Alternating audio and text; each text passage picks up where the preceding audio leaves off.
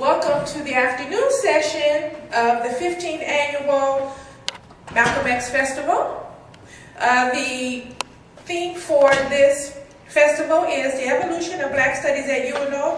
What would Malcolm think? And I am Dr. Cynthia Robinson. For those who may not know me, everybody knows me, okay. So I am Dr. Cynthia Robinson, and I teach a course called Slavery and Race Relations. And so what I did, I also teach public speaking, right? So I combined both of those courses, and my students today are doing very formal individual presentations that are 10 to 12 minutes long. And the theme is, what would Malcolm think about slavery and race relations? So in my Slavery and Race Relations course, we talk about race-based slavery and how race has been applied to African American people, being Black, specifically the one-drop rule.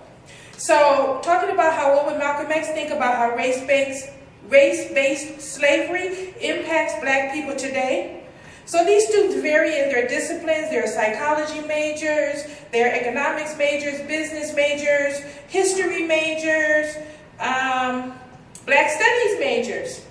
They're doing a problem, cause, solution kind of speech, and it is 10 to 12 minutes. Our first speaker is Karen Austin. Her major is business administration. The title of her speech is, what would Malcolm think about a lack of Black businesses? Please, let's give it up for Karen Austin.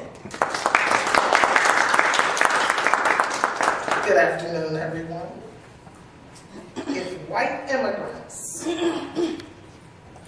can come to this country 50 years ago with their nickels and dimes and no education, and they can take and pull their little nickels and dimes and no education, set up little businesses, develop these businesses into larger businesses, develop this into an industry that creates jobs for white people, opportunities for whites, then why, when Africans came here in 1619, they didn't take their nickels and dimes and set up little stores, develop these stores into larger stores, develop this into an industry that creates job opportunities for Africans? Because when Africans came here, we came here on slave ships. That's how we came here. Not as Ben Carson would have us think, not as passengers, but in the hull, on the bottom, upon our arrival. We were taught to hate our skin color. We were taught to hate the texture of our hair. We were taught to hate the shape of our nose and lips, taught to hate ourselves, our kind, and our race. This teaching of racial inferiority was not etched in stone, but in minds, body, and spirit of the slave.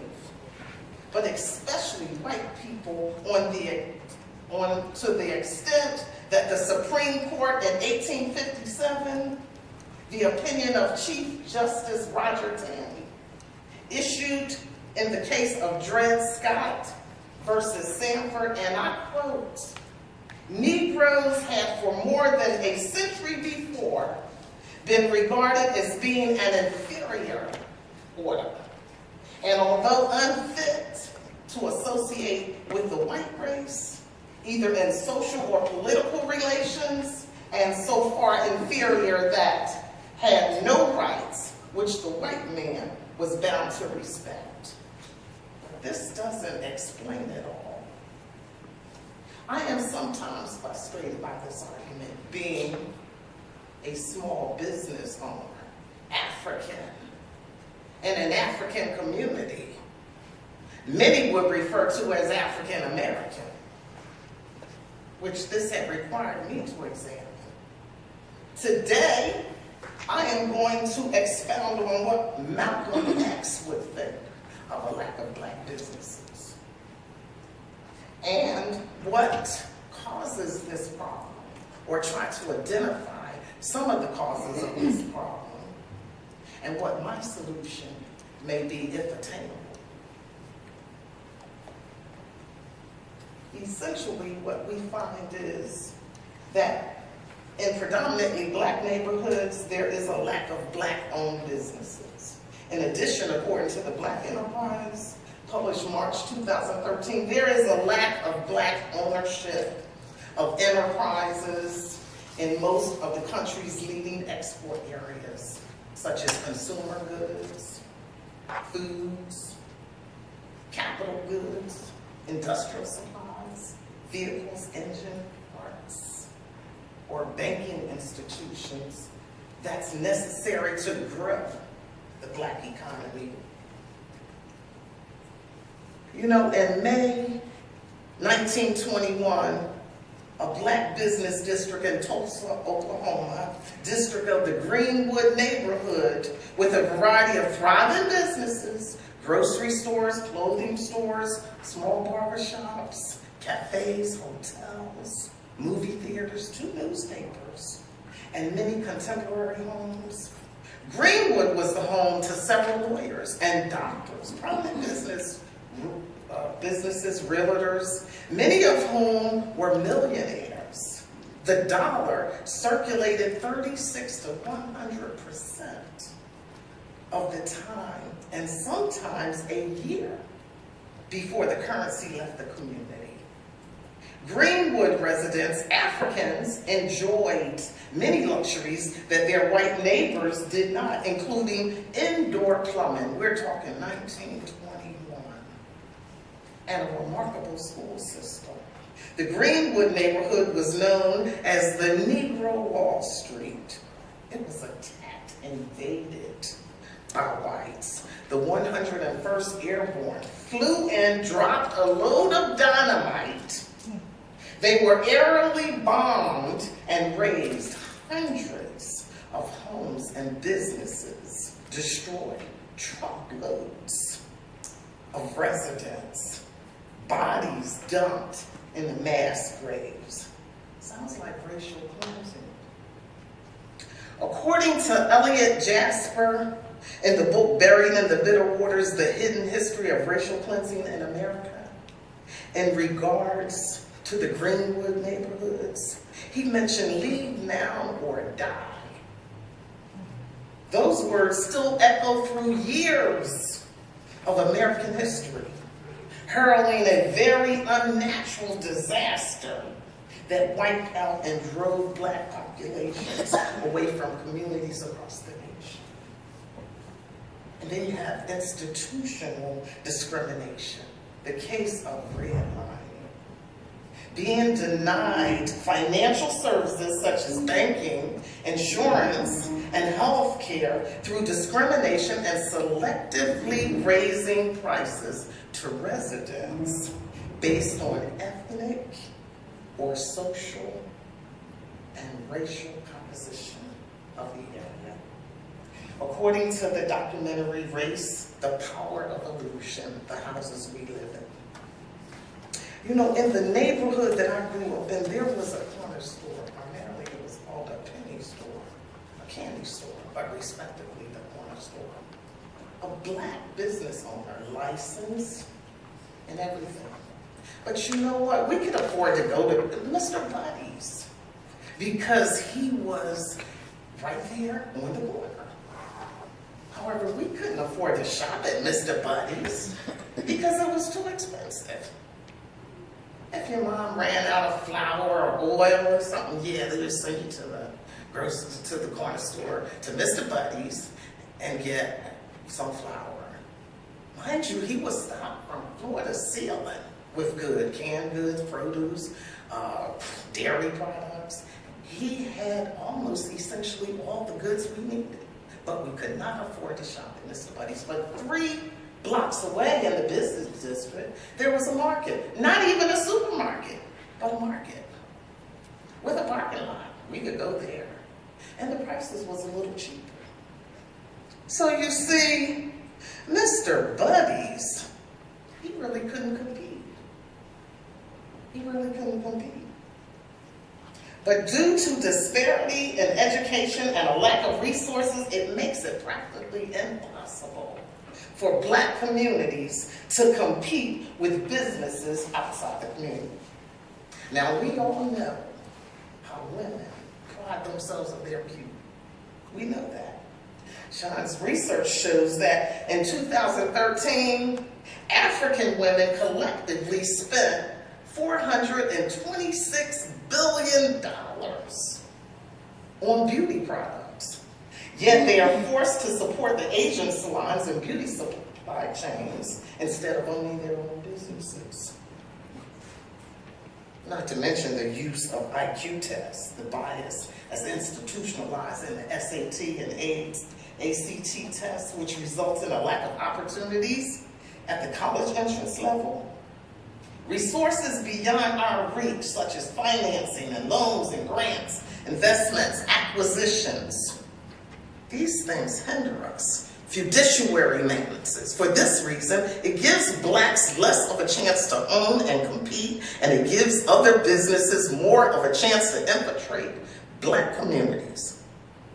And so the solution may be, well, I think Malcolm X's words are best qualified to state what he thinks about a lack of Black businesses. So our people not only have to be re-educated of this importance of Black man owning business himself, he has to be made aware of the importance of going into business. And once you and I go into business, we own and operate at least the business in our community. What we will be doing is developing a situation wherein we will actually be able to create employment for the people in our community. And once you can create some employment in the community where you live, it will eliminate the necessity of you and I having to act ignorantly and disgracefully, boycotting and picketing someplace else. So in conclusion, essentially, slavery is the result of dependency. And I would say that it is clear that the government's oppressive practices and policies prevent Blacks from obtaining the resources to start businesses and being successful in America, while promoting that of its immigrants and foreign citizens.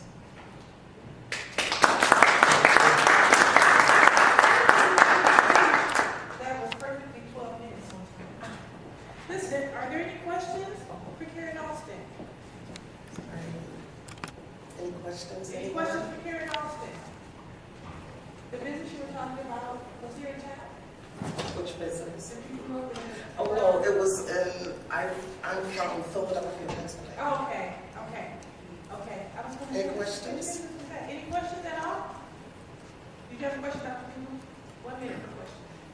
No, it's not really a question, but in support of what she's saying, really, it is very obvious that the inability of the African American, the Black man, not participating in business is not intrinsic. It's not in the DNA that we can participate. It's all externally imposed. There's no doubt. It's externally imposed. And that's one of the myths and fallacies of this system that tries to equate success or failure based on your skin color. It's not true. I remember this saying by a famous senator from South Carolina, Senator Calhoun, who called, he said, slavery was a positive good. Positive for who? Yeah. For the white man, yeah, positive because it makes you make money. But for the Black person, they assume we're a reckless race. who couldn't be redeemed, except white people would then take us like children to bring us up to survive in a hostile white environment. So all I'm trying to say to support what you're saying, everything that has happened to the black person not doing business is all externally imposed. Thank you. Thank you. Any other questions? Can we get a Karen Austin another round?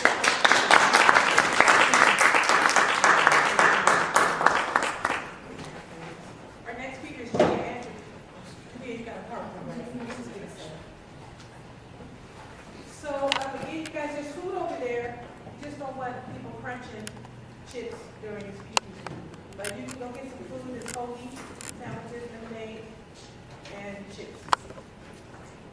Yeah, this is the cool side of the room.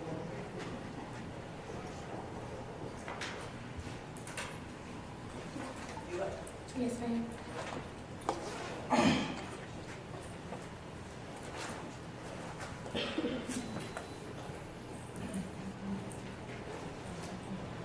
All right.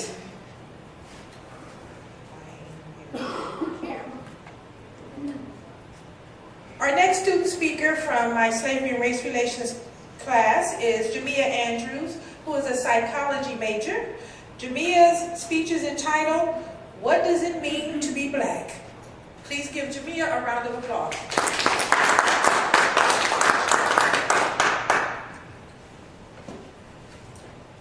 Who taught you to hate the texture of your hair? Who taught you to hate the color of your skin? Who taught you how to hate the shape of your nose and the shape of your lips? Who taught you how to hate yourself from the top of your head to the soles of your feet? Who taught you that you don't? Who taught you to hate your own kind? Who taught you to hate the race that you belong to so much so that you don't want to be around each other? No, before you come asking Mr. Muhammad, does he teach hate? You should ask yourself, who taught you to hate being what God made you? This is an excerpt from a speech Malcolm X gave on May 22nd, 1962 in Los Angeles, California.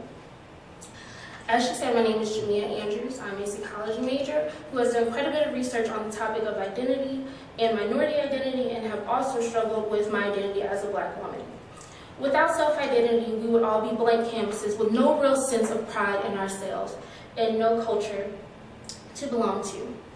Today, I want to talk to you about Black identity, how race and race-based slavery impacts Black identity, and creating positive Black representation.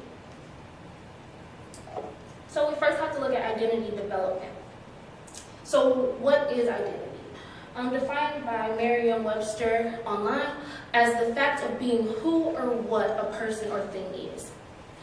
A key part of identity that was described stated that identity may be thought of as an adaptation of a social context. Identity focuses on self-ascribed definitions that include social roles, reputation, values, and possibilities. And when you ask, well, when do I start forming an identity? Identity forms from birth and continues throughout a lifetime.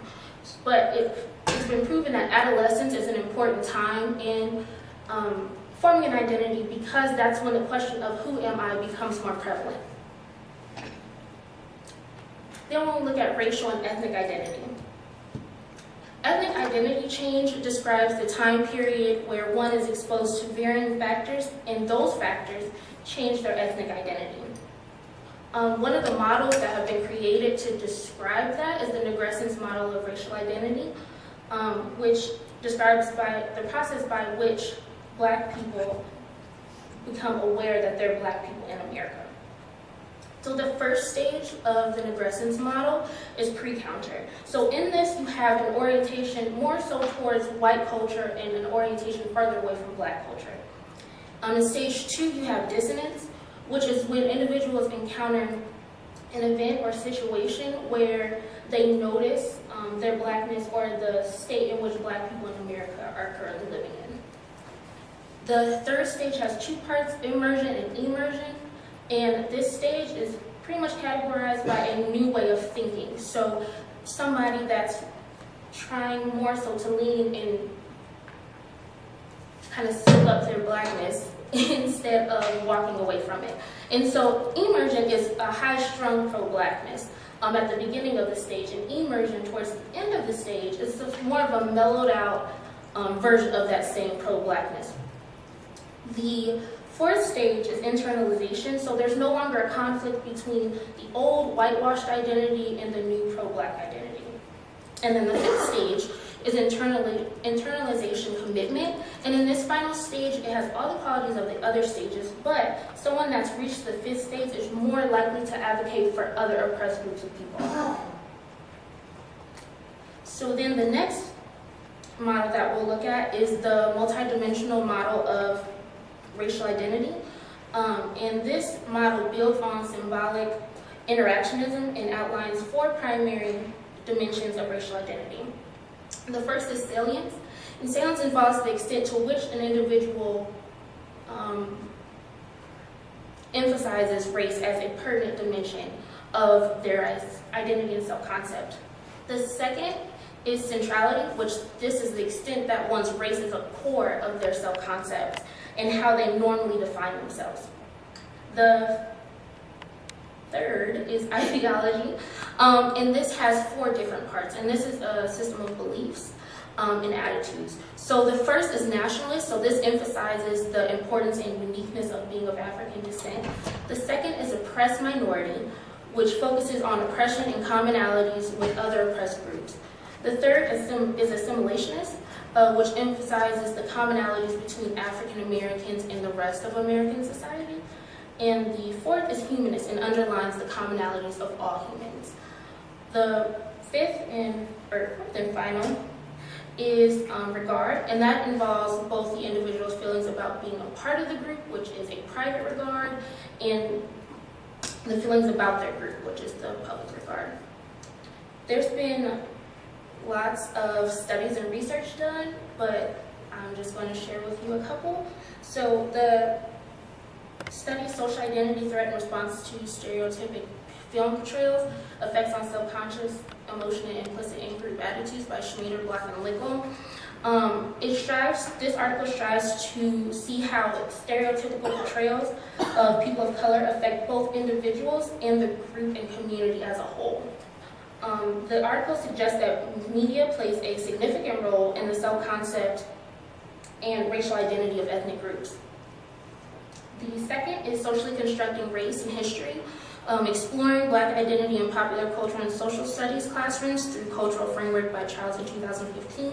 And this article looks at how social construct of race has impacted history, how the media portrays Blacks, and creating curriculums to face these issues. The third is Thinking About Race, the Salience of Racial Identity at 2- and 4-year colleges in the Climate of Diversity by Hurtado, Alvarado, and Guillermo in 2015. And the authors discuss the pertinence of racial identity and how asserting that identity impacts college students. And they actually found that students of color who have high racial salience experience discrimination bias on their campuses. So now when we get to why are we where we are today?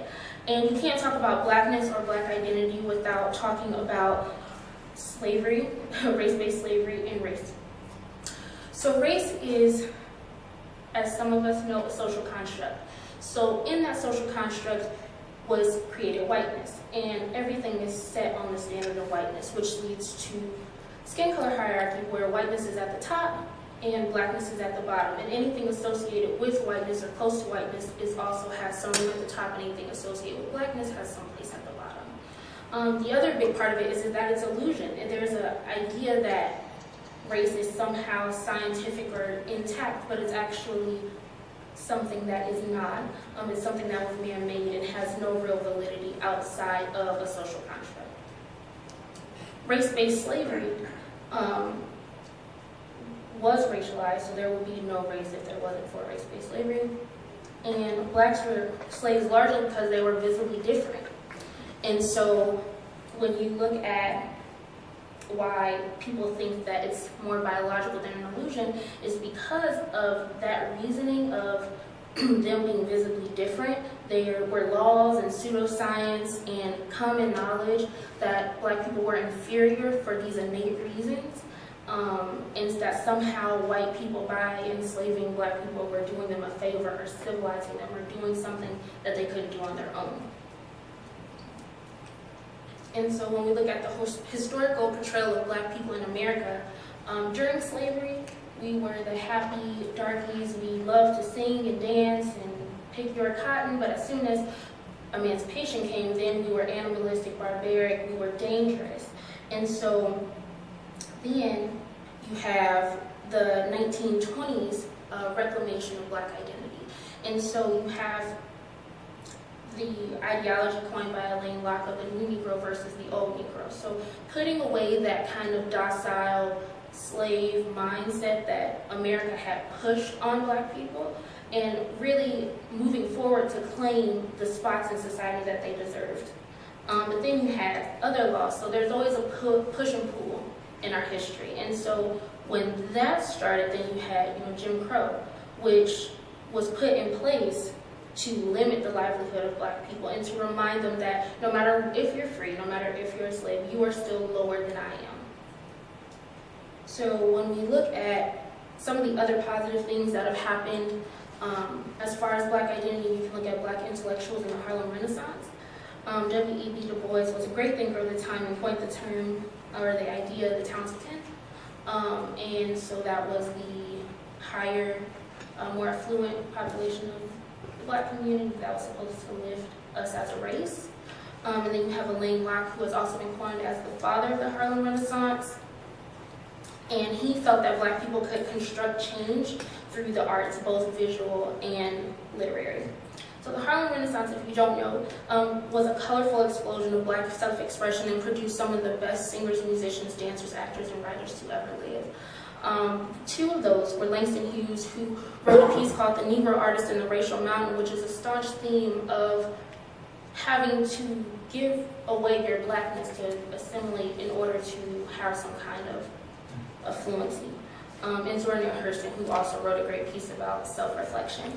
But some of the things that have happened to boast blackness or positive self-esteem for black people was the Black Power movement, which most people know. James Brown, Say It Loud, I'm rapping, I'm proud.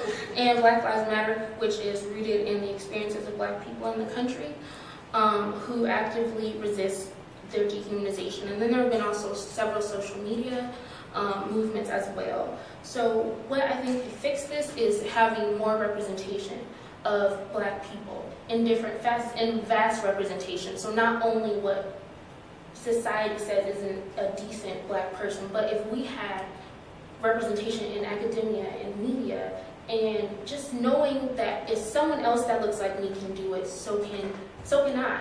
Having that empowerment in number and in representation. So in conclusion, we've looked at the background information of black identity, how the creation of race and race-based slavery has and continues to impact black identity, and the necessity of creating and sustaining positive black representations. Be aware, stay woke, and know that there is magic in your melanin. Thank you.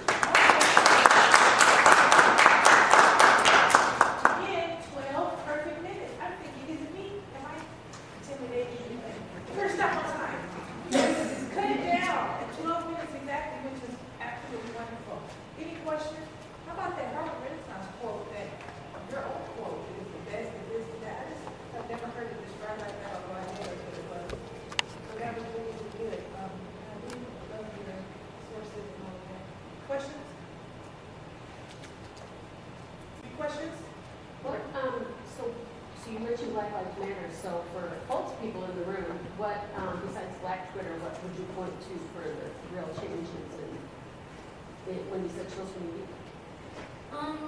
Just a difference in the fact that there is a Black Twitter, or there's more black bloggers that blog about black issues, or that websites such as HuffPost have HuffPost Black Voices, just so that there's more black representation on social media that's getting out information that maybe mainstream media isn't getting out. Yeah. Thank you. Let's give Julia Andrews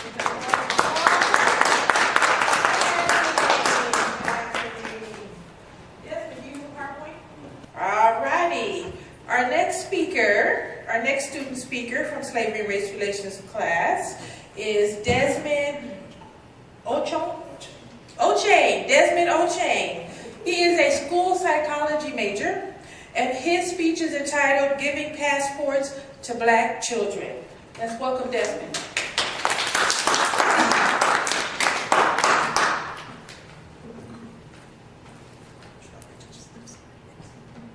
Down to wait till they sit down. Just go. Oh, just go ahead. Education is the passport for the future. For tomorrow belongs to those who prepare for it today. These are the time-transcending words of the late Malcolm X. All of us gathered here today would address that. Education is important to achieve our goals. As a Black psychology major with a concentration in school psychology, the role education plays in preparing people for their lives has always interested me. Education plays a role as an equalizer for opportunities in a lot of ways. And with that being said, we will discuss how the American education system fails African Americans, especially in regards to preparation and retention in schools. We will also discuss how to potentially counteract these things. According to the article, How the Public Education System Has Failed Blacks and Hispanics, in American public schools, 45% of African Americans drop out. Only 22% of white Americans drop out. And for perspective, that 45% equates to roughly 2.2 million people. That's 2.2 million people willingly dropping out, and not only hurting themselves, but hurting the country as a whole. That's 2.2 million potential future doctors, teachers, scientists, and artists that we lose out on. One could look at this 2.2 million and say, well, why should we care? They willingly dropped out, and it's not our concerns. Well, then let's go with that mentality for a little bit. Let's look at the numbers for the people that do stay and try to further their education. Let's look at things like the ACT score. According to the article, a large racial gap persists in ACT scores on the Journal of Blacks in Higher Education website. And as of 2015, the average score for African Americans on the ACT is 17.1. It is 21.8 for white Americans.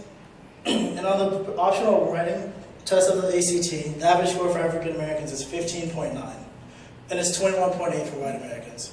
One of the positives of the ACT is that as of 2015, 252,566 black students took the ACT, which was a rise from 2011, which was when it was only 233,383 students. It kind of starts to seem pretty obvious that we do have a problem with under-preparation and just simply retention of black Americans in the education system. The reasons for why these things occur could all be discussed in a very lengthy time and could probably be broken into categories and subcategories. It's a lot easier to just give you guys an example. We can look at our neighbors in Iowa and we can see some very pressing concerns. In an article by Mackenzie Ryan titled How Iowa Schools Are Failing Black Students, she brings up very interesting points. In the state as a whole, only 49% of fourth grade black students are reading proficient. Compare that with 58% for Hispanics and 80% for white Americans. We can even look at the higher performing districts like Johnson, a suburb in Des Moines, where 95% of white third graders are reading proficient, while only 61% of black students in that same high performing district are reading proficient. Then we can look at the local high school there, where only 8% of black students are on track for college level reading. And according to the state report card, and only just 48% the black students are reading level for their grade level. Then still 90% will still graduate. Some of the reasons for the discrepancies are such things as generational cycles of poverty, implementing the same outdated strategies that just simply don't work, and the simple fact that some disadvantaged families and communities face problems that simply cannot be detached from the education their kids face. Why these things matter? An education system that fails some Americans fails all Americans. The loss of potential assets and people is detrimental to the country as a whole. We can see that the accepting of failure not only hurts us, but hurts the country as a whole, and especially in these three areas. The first one is that we produce people that simply are not ready for proper life. In the article titled, Black Students' College Graduation Rates Remain Low, but Modest Progress Begins to Show, on the Journal of Blacks in Higher Education, nationwide, the average college completion for African Americans is 42%. It's 62% for white Americans. Not even 50% of people that end up going to college, of the already small number of people that don't drop out, only less than half of those people graduate. Which is, again, this failure doesn't just hurt them personally, it hurts all of us. The reason for why people drop out is very complex and is a person-to-person thing, but some common things are people genuinely just feel ill-prepared for college. A part of it is their responsibility, but another part that we need to address is the fact that the education system that's supposed to prepare them oftentimes fails them. And some things that are also interesting to know is that location of the colleges matters, where colleges that are located in rural areas tend to have lower graduation rates than ones in the urban settings. The size of the amount of African American students on the campus is also a very important factor, because oftentimes people have a problem adjusting and living in an overwhelmingly white environment. And the most common one really tends to come down to the cost of college in general. The second most important thing that affects with a lot of the failing of the system is the cycle of poverty keeps going. According to the article, How America Has Failed African American Youths by The Number by Juan Cole, an American academic, in 2010, about 12% of white children lived in poverty.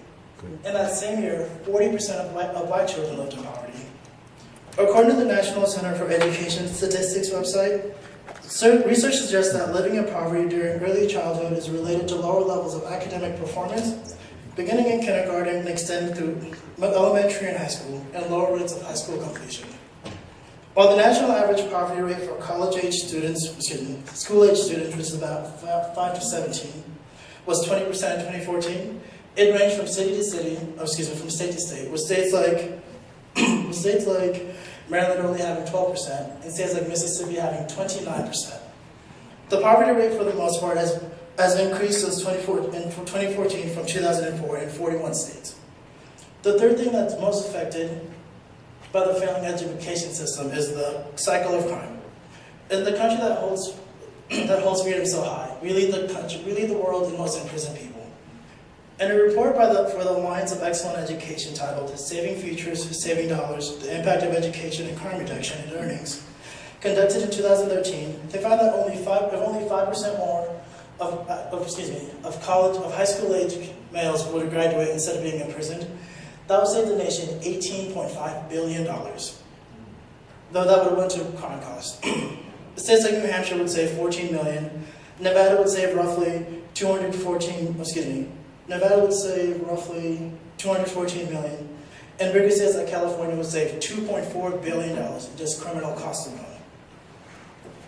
The same study also found that in the United States, the average cost for educating one student is about $12,643. The average cost to house one inmate is about roughly $323. In addition to the estimated $18.5 billion that would be saved from crime costs, it would also bring a revenue of $1.2 billion in additional annual earnings from the 5%. The same study also found that African Americans and Latinos are overrepresented in the criminal justice system by no coincidence, that the same groups tend to come from the nation's most troubled and low-performing schools. When people fail to get out of poverty, the blame is solely placed on them. Whether that's fair or not is up for debate. But why don't we ever acknowledge the fact that the system oftentimes fails them as well? When it comes to how to fix the problem, we can again look at Agua, because the lady who wrote the original article wrote a follow-up which is titled 7 Ways to Fix Iowa's Black Achievement Gap, and she discusses 7 very interesting things to look at. The first one is simply acknowledging that there is a problem. Once we acknowledge there's a problem, we start working towards a solution for the problem. The second step is starting at the top, meaning getting the entire school, the district, the state representatives all involved in working towards improvement. The third step is including the Black community. Just asking for suggestions and getting different perspectives instead of making assumptions is always a good way to go. The fourth step is to create a culture of respect within the school and within the communities, and so that the school are both engaging and welcoming to families. The fifth step is to support good teaching, because teachers play one of the biggest pivotal roles in academic achievements for children. The sixth step is to involve families. We need to have adults who are caring adults who are involved in their children's education and are putting in the effort to help their children progress. And the seventh and final step is the community approach, meaning we have to acknowledge that not everyone faces the same problems, and that we need to, as a community, work to help each other out. We need to make sure we teach things like history properly. We need to make sure that we have a scientifically illiterate society as well. And one of the other things we need to address is the retention of Black students. In colleges and universities that have high Black graduation rates, it tends to be because they have many orientation programs that are in place for Black students to adapt to the new culture. Many times there are Black student organizations that help foster a sense of belonging amongst the African American community. And according to the article on the graduation rate of African Americans, In 2005, Harvard, yes, Harvard, led the nation with the highest rate for black graduations. It was at 95%, and they did so by implementing both the strategies of orientations and strong black communities or student organizations. And the result of all this would just be a better society overall, a more educated society, where technological progresses would be through the roof.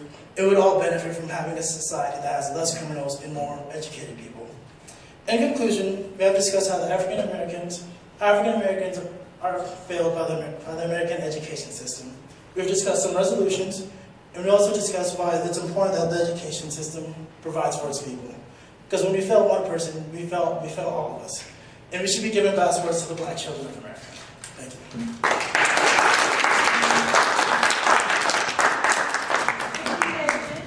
Are there questions? Well, how do you know to be? I couldn't find any good stats on even though I overheard something that was only like 65% of African Americans, or African American males, who retain like graduate. I know that's true. I just overheard that somewhere. So another follow-up question. You're in the graduate program? Not yet. No. It's just a concentration in school psychology. It's a concentration in psychology. So, from your perspective, what is going to be successful and persistent as a student? Me personally, Here, I even know. I think for the most part, the dialogue's pretty open, as opposed to most universities where they try to kind of just force the notion that we are equal or that everything's fair and square. We have these hard talks and we have meetings like this, and I feel like the culture at allows for me to complain about things being harder because I go black without being, oh, well, I have it hard too, and not getting that kind of backlash where I can express frustrations or feel like I'm not being provided to the best of someone's ability without getting, oh, you're just not working hard enough, you're not blah, blah, blah. People understand that there are different variables. So that open-mindedness that in general just helps, I guess. No problem. Thank you. Thank you again.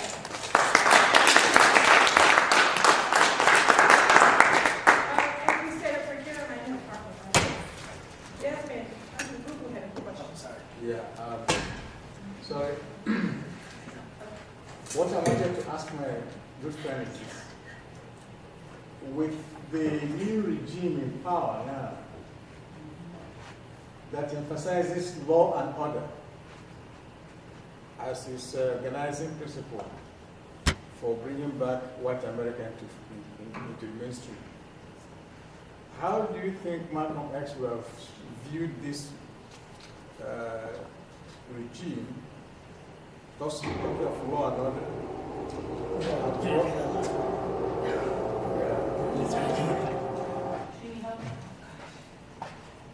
I did have hers. Okay, but go ahead. Yeah.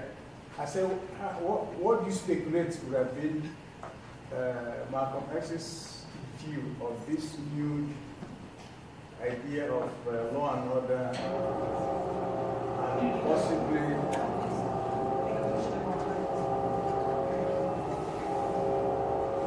Carry on. That's why I'm not doing this. Let's keep talking. yeah, let's get into that of law and order Okay. and the privatization of the prisons, which has become a big business. The more the prisons are privatized, the more black people go through the process. What do you think is going to be the prospects of increasing black participation in education with this new kind of attitude coming up? I think for sure, not going to probably very easily the similarities between slavery and the Jew. I think over a lot of the new administration placing, like Betsy DuBois and whatnot, I feel like she's kind of hindered the potential progress that could have been made.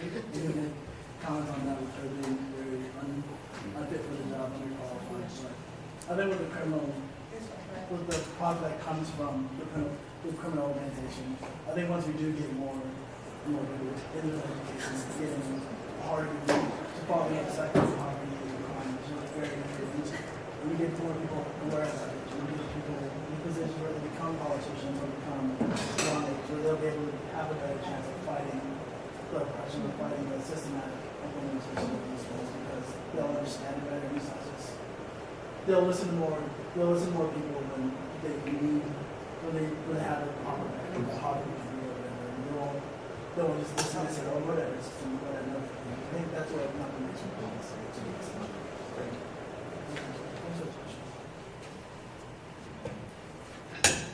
you. So, how about those Huskers? Yeah. It's hard to, we can see it. It was on Huskers? Yeah, you can see it. That one. This is all me. I pushed one button. I think I know what I did. Forget. Lord forgive her. She knows not what she does. Yes. And why is God going to make sense? All right. Our next speaker today. Let me just get on this side of you. As though I hadn't just messed up everything. Our next speaker in Slavery and Race Relations class is Caroline Soika. Caroline is a history major. Her speech is entitled History Curriculum, the Problems, Causes, and Solutions to a Long-Lasting Issue. Thank you, Caroline.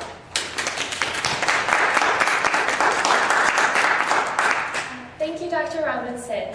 In 1964, Malcolm X once stated, "When we send our children to school, they learn nothing about us other than that we used to be cotton pickers."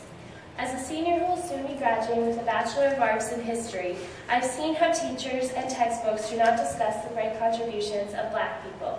They focus only on the negative image of slavery, rather than considering the importance of this minority group to the development of the United States. History studies memories, concepts, people, places, and anything that constitutes the past and its analysis of it. The study of history is supposed to tell the truth about the past and help individuals define who they are based on what they uncover. Self-identity is a constant concern within the African American community as schools disregard or miseducate about Black people and their history. Today, I will be discussing current problem with the way that history is being taught in schools, the reasons behind this problem, including Malcolm X's thoughts on this matter, potential solutions, and provide a specific way to progress in the educational field. So to begin, we must talk about the current way that is being taught in schools. According to the article, Beyond Black History Month, by historian Catherine Wolbert on LearnMC.org, accessed March 11, 2017, describes her thoughts on how Black history is taught in schools. Textbooks either include a large moments approach that define African American history, which is called the Big Moments approach, or the most influential people that showcase the achievements of all Black people, which is the most important people approach. The big moments in history that are discussed are slavery, Reconstruction, and the Civil Rights Movement. Wolbert feels that Black history is included in these topics because there's no other way to discuss these events without talking about them. And they also include negative connotations. According to the Time.com article, We Need to Change How We Teach Black History by Professor Keisha L. Bentley Edwards, published February 4th, 2016, beginning the history of African Americans at slavery takes out the humanity of people. They're only seen as slaves rather than living a fruitful life. The key people in history approach leaves out significant individuals during the key moments that are discussed. Wolbert points out that by trying to incorporate the Black perspective into a dominant white history, there is a presence of a separate Black and white histories, without considering the fact that the communities were interacting together simultaneously. It also connects to the concern for self-identity, because Black students do not learn about the individual accomplishments of their culture. History today is also taught based on myths and not lies. Lies are true dishonesty, while myths cause people to believe them as they make sense in the context of historical teaching, which is why this is so dangerous in a history curriculum. For example, according to the School Review article on Teaching Negro History by writer Mark K. Krug, published March 1969, Reconstruction is taught as a tale of heroes and villains. Andrew Johnson was the hero who took over the role of restoring the South and after Lincoln had died, while radical Republicans were the villains who wanted to continue to enforce Black inferiority and make Johnson's job harder.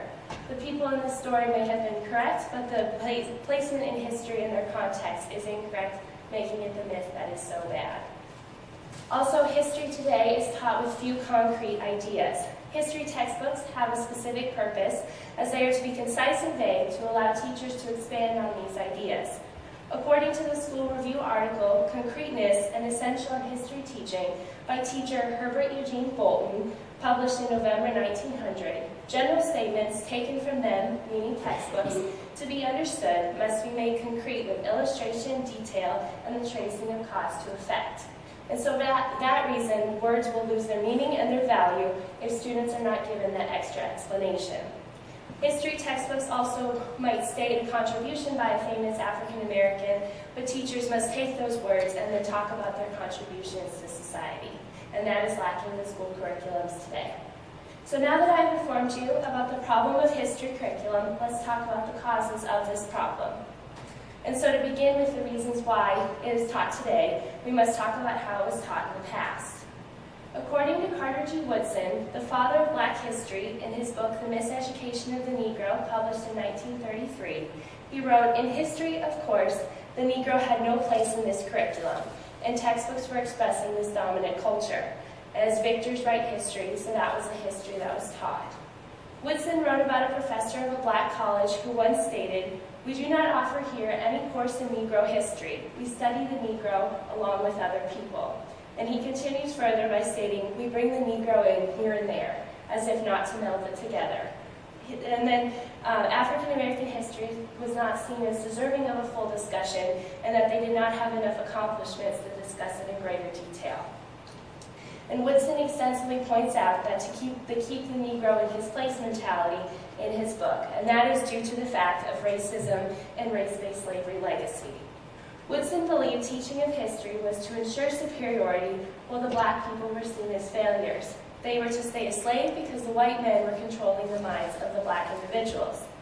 The view of the time was in order to ensure a Eurocentric viewpoint in history. It was unnecessary to teach about Africa because white people had took advantage of Africa for the exploitation of their resources. They also were trying to keep race relations between white and Black individuals to prevent another civil war. And as a consequence of Reconstruction, which was a white political movement to fix the South, was for slavery to be viewed as a natural consequence of Black people. And so according to the article by Krug, African American history is left out of the history of teaching of history because of the guilt that white Americans feel about their past. And so mixing races would then degrade white history in their point of view. We also must talk about Black educators being a source of the problem, as they had no control over their education. They were trained by the white people who both segregated schools and taught inferiority. And so this was consistent with keeping Black people in this inferior status. And the Black educators did not incorporate or include their Black identity into their education. And so according to a Teacher Education Quarterly article, Breaking the Cycle of Racism in the Classroom, Critical Race Reflections from Future Teachers of Color by teacher educator Rita Coley, published in 2008, teachers of color educate based on what they face during their own education. Connecting with the idea of self-identity, Coley believes that teachers internalize negative messages about their own culture. Breaking down self-identity is one of the major causes because Black and white students were taught to disregard their African history. They didn't want African Americans understanding their past because it might provide them with a sense of independence that they hadn't felt before. Black students needed to acknowledge that they did not receive all of their freedoms and rights from the white people in society. And so Woodson described a Black person criticized the textbook, The Negro Makers of History, because it did not include a picture of a white individual who had built a Black college. And so Black individuals thought that that was the way history was supposed to be shown. So according to the article by Krug, it is important to integrate African American history into general American history in order to include the Black students in the classroom, and it creates a more complete picture of history that isn't there today. So now that we have discussed the causes of the problem, let's talk about how Malcolm X, his thoughts on this subject. During his lifetime, he had done a lot of speaking about this topic, and one of his main areas was the integration of schools. According to a Western Journal of Black Studies article, Malcolm X's critique of the education of Black people by Professor Jerome E. Morris, published June 1st, 2001, he noted Malcolm X was against integration because integrated schools were run by the dominant group, meaning white people. Quality education did not mean learning the same topics as white people, using their same books, or studying in the same classroom as their counterparts. Instead, a quality education receiving an education that incorporated topics that were important to Black individuals. He also talks about Black identity. He believed the way that history was being taught in schools caused Black people to feel self-hate. They lacked identification with their ancestral homelands of Africa. And so in his speech in Detroit, Malcolm X condoned the idea of it having a positive attitude with Africa, then Black people would feel positive about themselves. And white individuals prevent this from happening by making Black people feel bad about their own identity. Black professors was also discussed by him based on Morris's research on Malcolm X, because it showed he believed that Black elitists went to school for their own status rather than not informing the Black community about their past and progressing them forward. In 1964, Malcolm X gave a speech that summed up his thoughts on Black professors. History has been so whitened by the white man that even the Black professors have known little more than the most ignorant Black man about the talents and rich civilizations and cultures of the Black man of millenniums ago. And so Black professors are great, but if they are teaching white dominance, then they are no better than the white man. And so since we have talked about Malcolm X's thoughts on the problem of history curriculums, let's continue with a solution to the problem. So Woodson and present-day scholars each have a different solution to fix the teaching of history curriculum. Woodson believed that Black people should present their own side of the story. They should not rely on the dominant culture who places Black people into the mentality of putting them in their place. There is no accuracy to the supposed truths that they are teaching. There should be more balance of different histories, as Woodson does not want to discredit commonly taught courses, but the schools should be given equal as much attention to Africa. Present-day scholars such as Walbert believe that the solution is to teach many different topics, but from the viewpoints of the people who went through the event. This does not have to be for every topic in class, but it places both Black and white students into the time period. It teaches empathy and understanding for another group of people. So the ideal solution is about creating a balance and melding the histories together rather than teaching them separately. Educators should learn the perspectives of Black students and then strengthen their identity in the meantime. In conclusion, there is a problem with how history is taught in schools, which was caused by racist attitudes within the classrooms from race-based slavery and Reconstruction. I am asking you all today to leave this speech wanting to evaluate the educational system in regards to history curriculum, find the gaps in history that are missing from the textbooks, or address the myths that are taught in the classroom, because it will affect your children and your children's children no matter who you are. And so the self-identity issues facing Black students today are continuously prevalent and growing because their history is improperly taught to them. From the words of Frederick Douglass, a common historical figure mentioned in textbooks, made a statement that exemplifies the situation with history curriculum. Found on Parade.com, access March 26, 2017. If there is no struggle, there is no progress.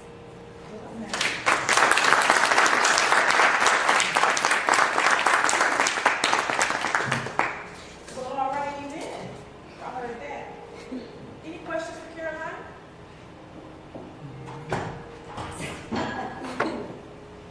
Thank you for your question. While you were talking, I was thinking about Dr. Ben Tyson, who's now the HEB director. Yes. And he was up in front of the audience, not more than 2 months ago, and said that basically, slaves had opportunities. So we have one of the highest ranking people of color in the Trump administration who's talking that kind of nonsense. So we talked about the internalization of, kind of like, I'm not worthy. I get really scared. Oh, absolutely. I mean, so, when you're talking about, the curriculum and how we teach our children and how we need to look at it from a different perspective, I think we need to deal with it also again. Yep, because he's the one that's representing and kind of influencing younger generations as well. Right. And so this that reflection that goes out to millions of people was just to me horrible. I completely agree, yes. Yes. More content. Thank you again, Caroline.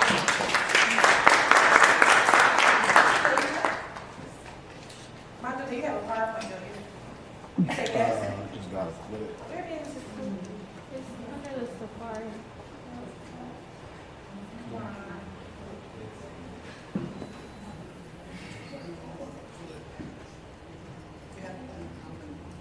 Clip. Show. Turn it back on. Okay, let's make it quick. Yeah.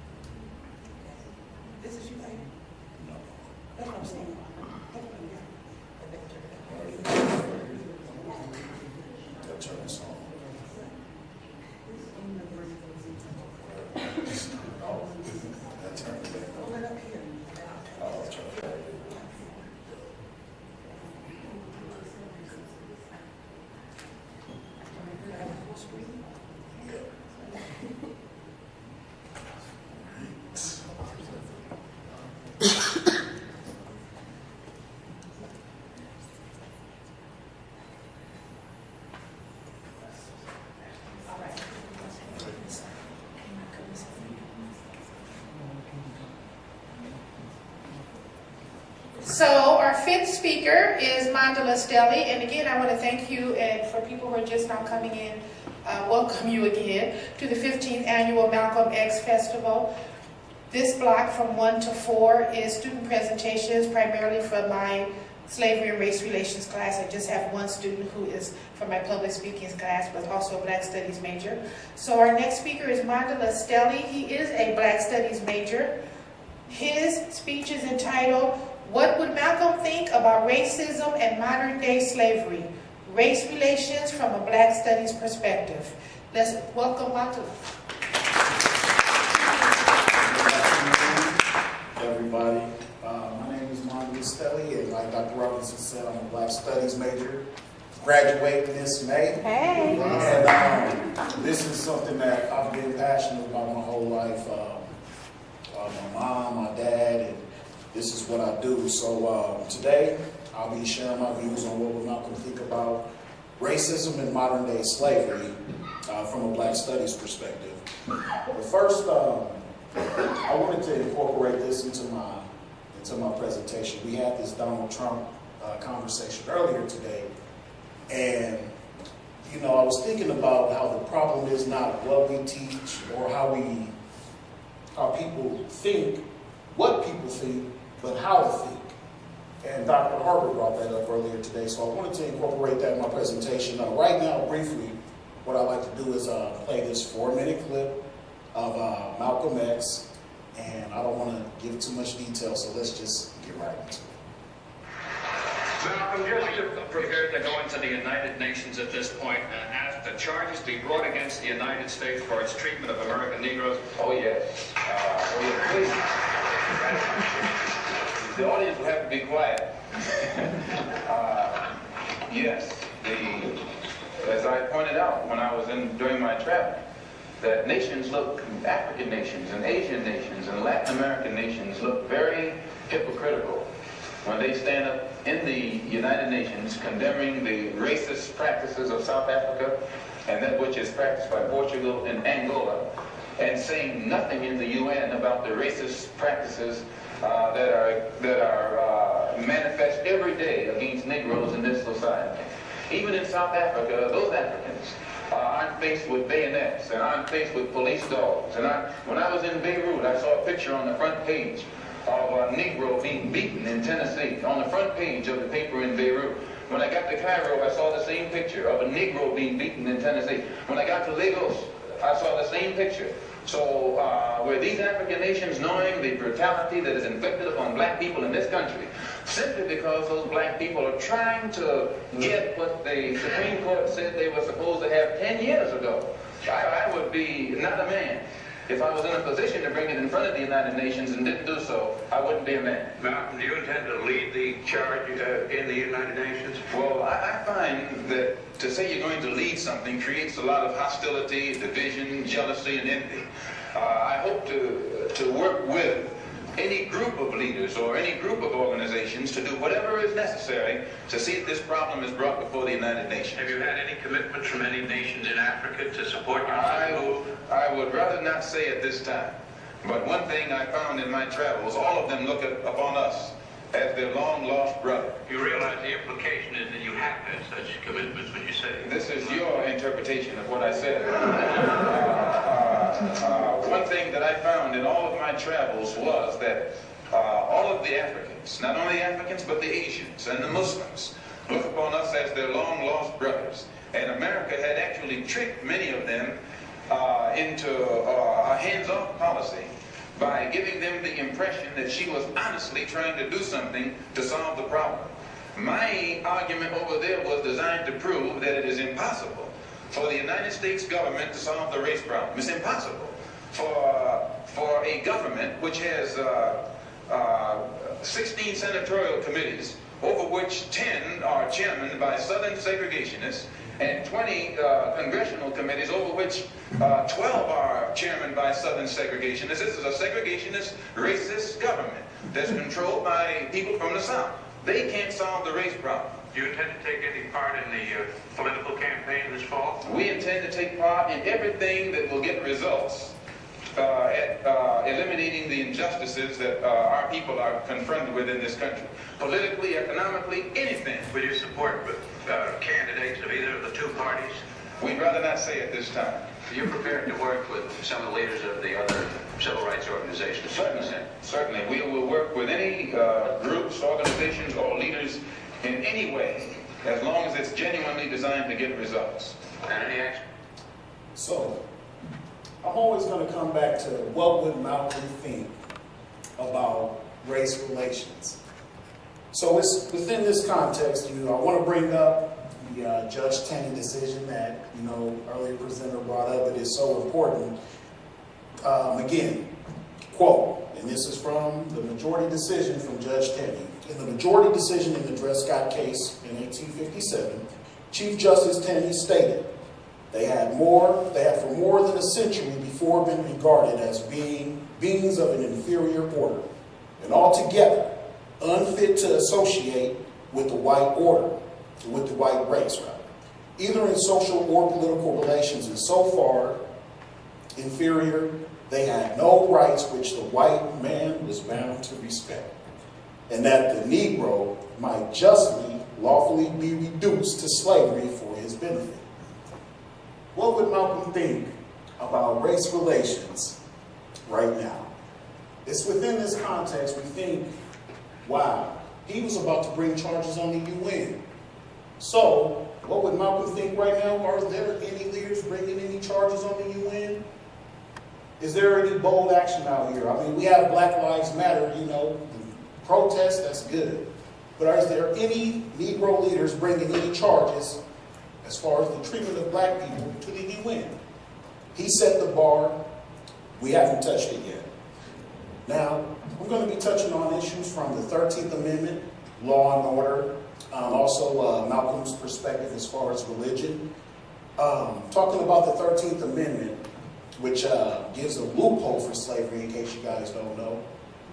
Duly convicted of a crime, except if you've been duly convicted of a crime. Now, we are in academia. I take everybody to be educated. There's an exception to this rule, so hopefully y'all all accept that. Slavery is alive right here in our society.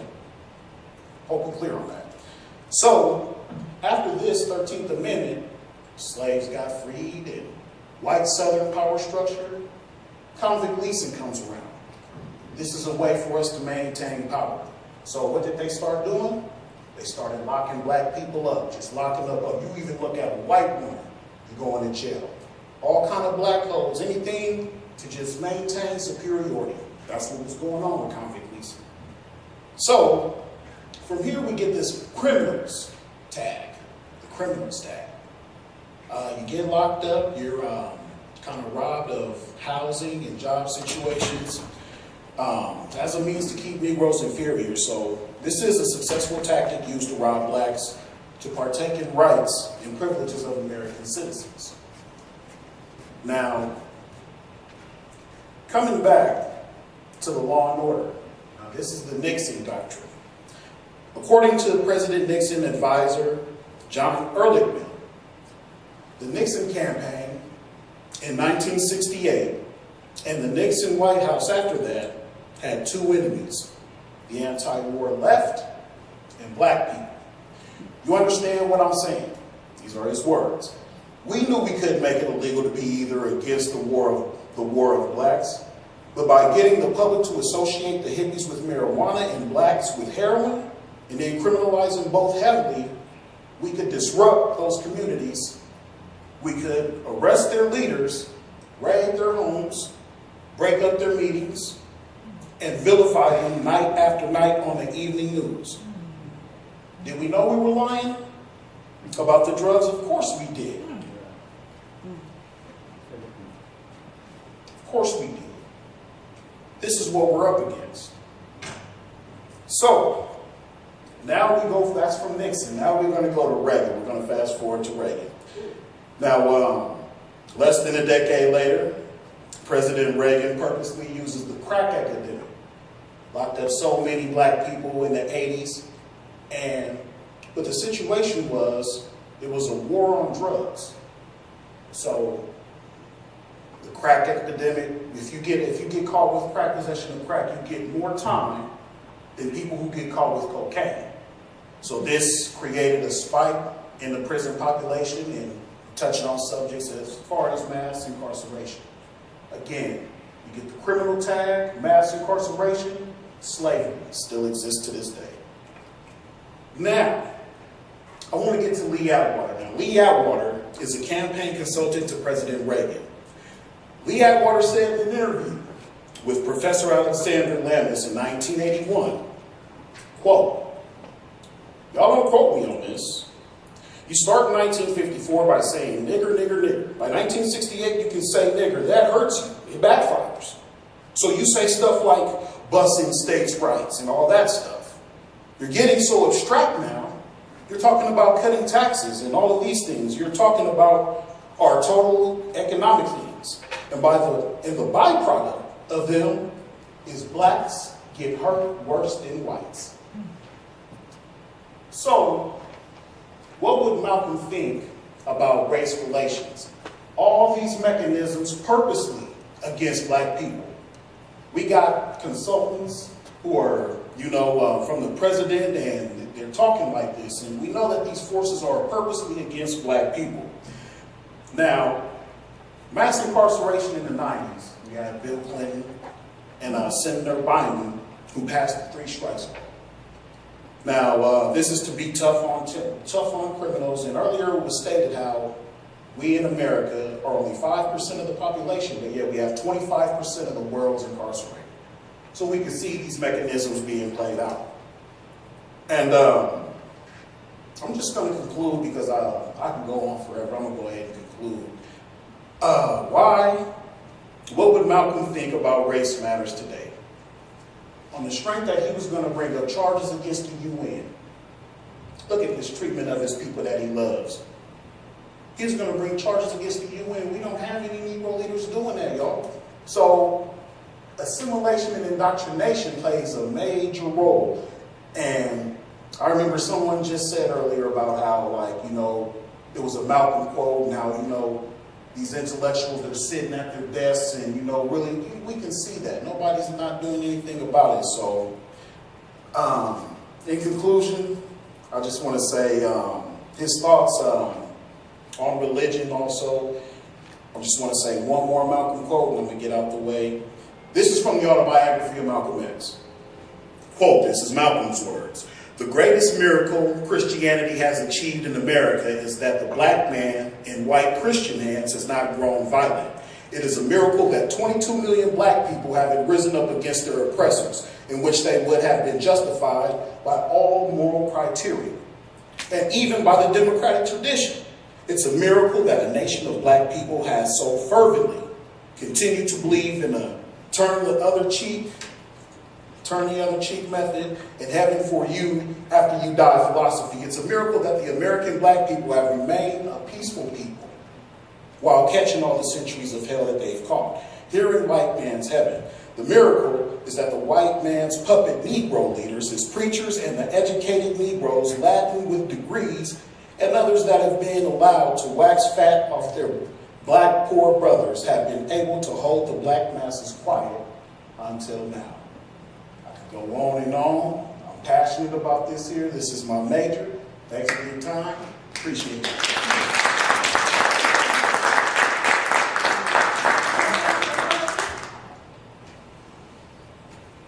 Any questions? Any answer on your question? Y'all know what Malcolm was thinking? Questions at all? No? Okay, thank you again. For people who may not know, Mandela Stelly is Matthew Stelly's son. And Matthew Stelly was also a Black Studies major here at UNO. And we were classmates. Matthew Stelly is going to give a presentation tomorrow. I want to say 1 o'clock, 10 o'clock, something like that. It's on the schedule. He presents tomorrow. That's his dad. 10 a.m. 10 a.m. tomorrow, and we are in the Michael Bell tomorrow, right? Okay. Sydney, you in Parkway? Okay. I'm scared to turn that off. What did you do to get this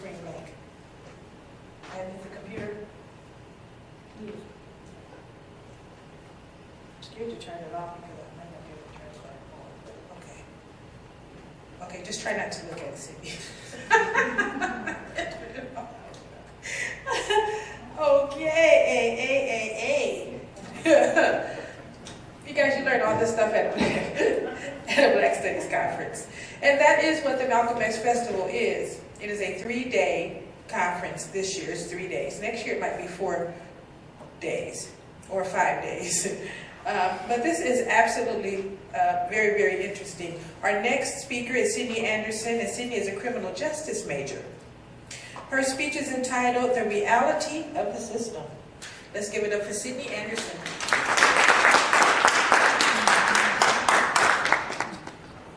Hello, good afternoon. I'm Sydney.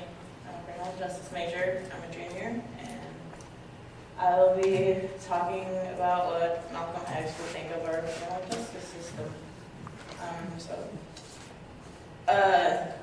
We'll take it back to start. Emmett Till was a 14-year-old African-American from Chicago visiting his family in Money, Mississippi. When Emmett was in the Bryant's convenience store, Caroline Bryant thought that Emmett whistled at her before he left. After hearing what happened, her husband, Roy went and got her brother. They went to Emmett's uncle's house, got him out of his bed, took him out of the house, into the woods by the river, where they beat him almost to death, gouged his eye out, shot him in the head, and threw him in the river.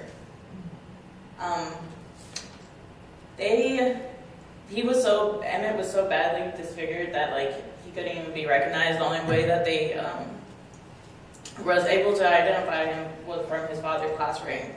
Roy and the brother-in-law went on trial and they were found not guilty.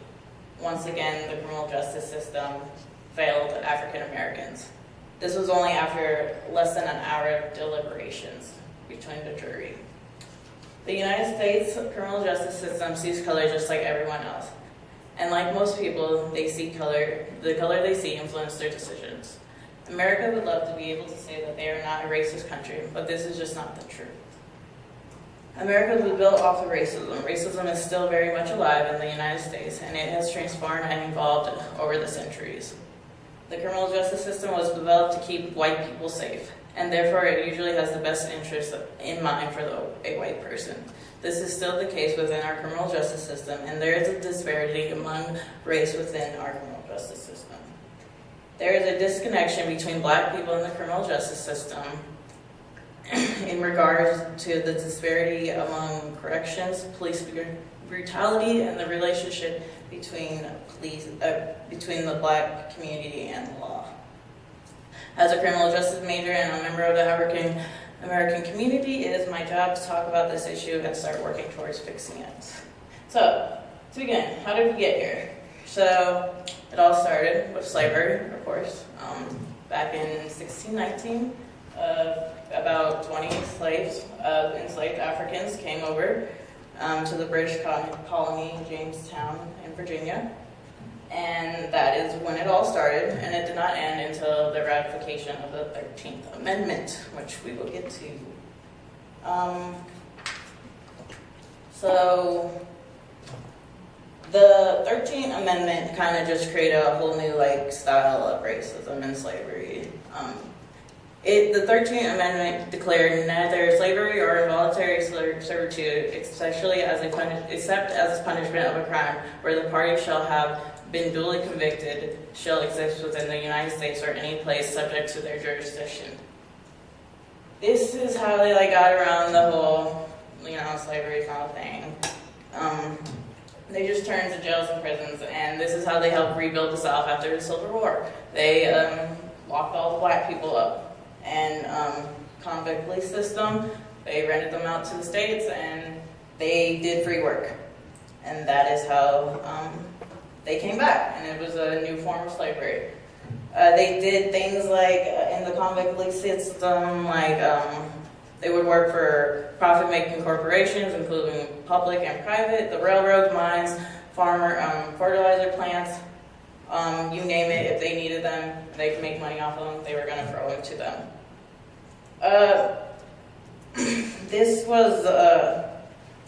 they exploited these prisoners, and Owen and Bell, the authors of the Blacks in the Criminal Justice, said that by 1870 there were 8,056 black prisoners in the United States, which comprised about 1/3 of all prisoners. In 1818, there were 16,000 black prisoners, forming about 40% of the total prison population.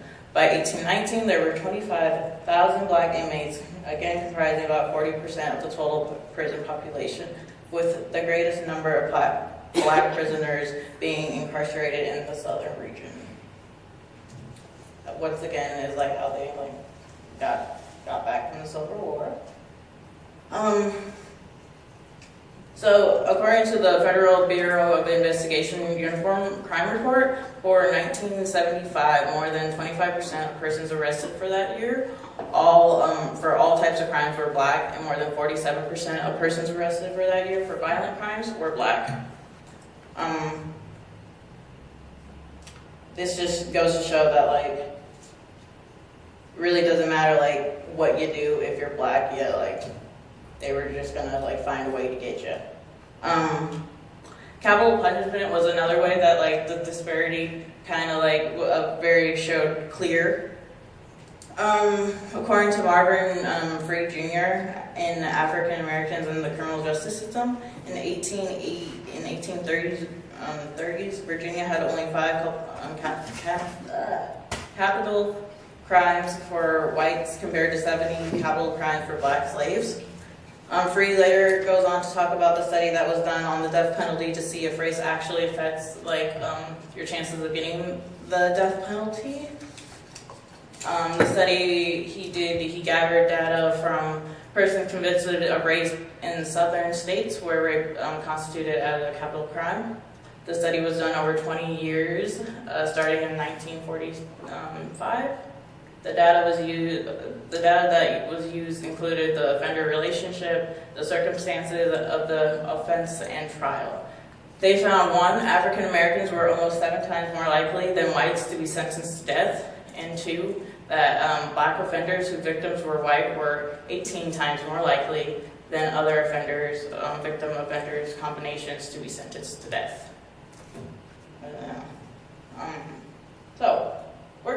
So that is like our criminal justice in the back, you know, like not really caring about the African Americans, not really trying to help us improve ourselves, more so saying that they are, but in reality they're not really doing crap, you know. So let's fast forward to the present. The criminal justice has smaller systems within it, you know, corrections, courts, all that jazz.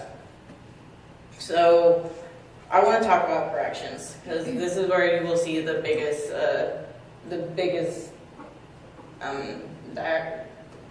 difference between races within corrections. It really shines. According to the NAACP, African Americans now constitute nearly 1 million of the total 2.3 million incarcerated population. In 2009, blacks make up 37% of the jail's populations, and black African Americans as a whole only make up 13% of the whole population. That's a very, very off. When whites make up 77% of the full population, and they're roughly making up about a little over half of the prison population. Should be a lot different there.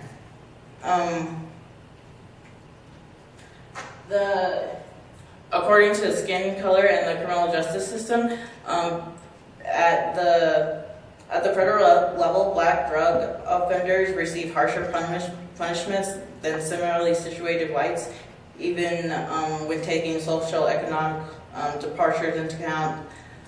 Findings hold across all types of federal offenses that blacks convicted of non-drug offenses receiving sentences that were 5 months longer on average than whites in comparable situations. Research has also found that, like, just by having like Afrocentric facial features, that can cause you to have more severe punishment. So, moving on. You can't, this is something that has been, built into society, is these racial stereotypes that we associate with whites and black. So, the way they got us with African Americans is that they associated African Americans with crime, danger, all the bad stuff that you don't want to be associated with, and then whites were like the angels, you know?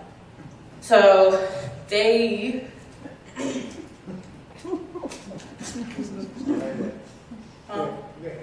Oh, okay, I'm sorry.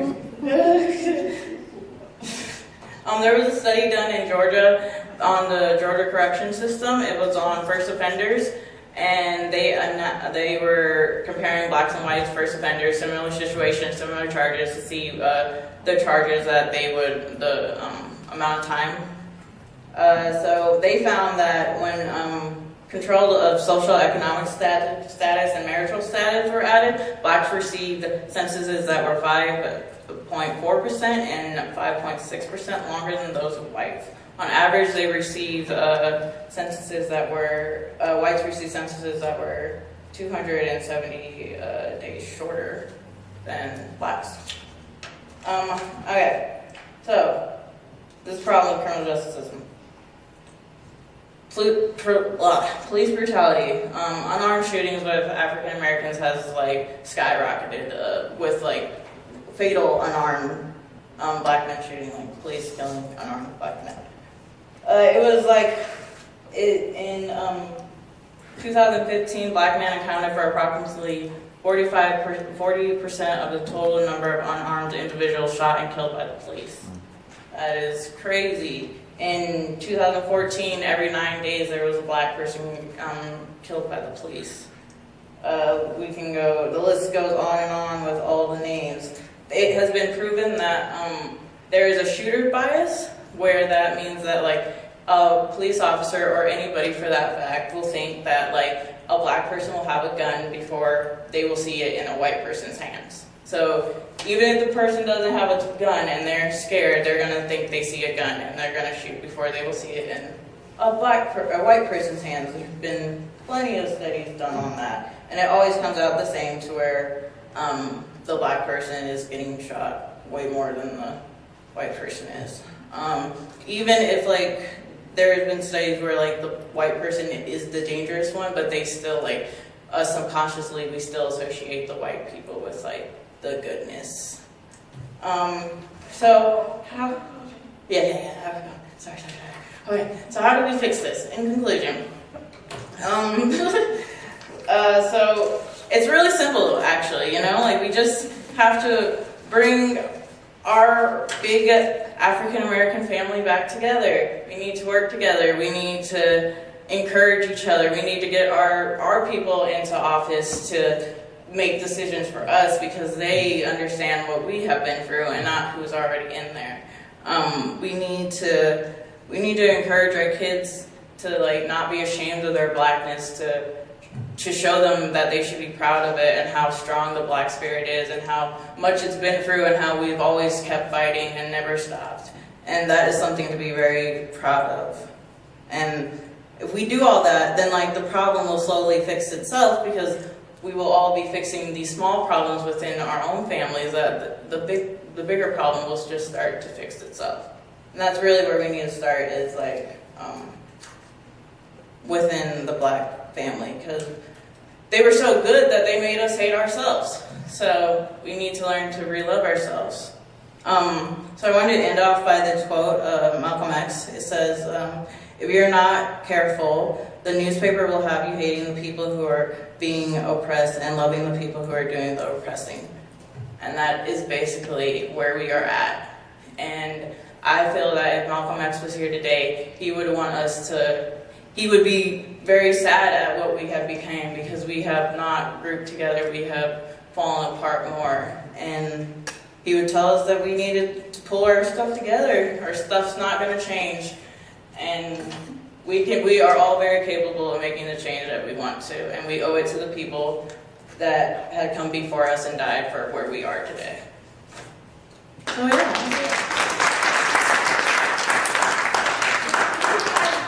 New City's my student, but I tell you, this is the most she has spoken all the time. Who knew she had it in her? She has very close, especially national documentary. But how do you feel about general amongst blacks? Like, there are some organizations, you guys, please feel free to get any clues. There are some organizations, there's a black gun still up here or something. Like, I'm anti-gun, but I know a lot of black people that are like, we need to arm ourselves. Well, guns in general, I don't think they should take away the Second Amendment because that just takes away a lot. But I like to think that black people should be able to arm themselves, but with where we are today, like even if you have a permit on you and if they see a gun, it's probably not going to go as great as you would expect it to. So I would say that if I was a black male, I would not carry a gun on me just because of like they don't even have guns and they get shot. You just thought about like the Reagan did the law. The carry law in California, and he outlawed that because of the Black Panthers walking around. Oh yeah. All right. Any questions for Sydney? No? As we eat? Okay. Thank you.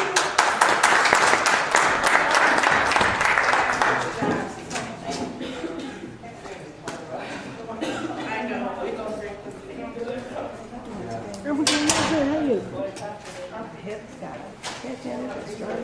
Ooh, I'm here. I don't even know where it came from. It happened. It started yesterday. Might have been how you slept.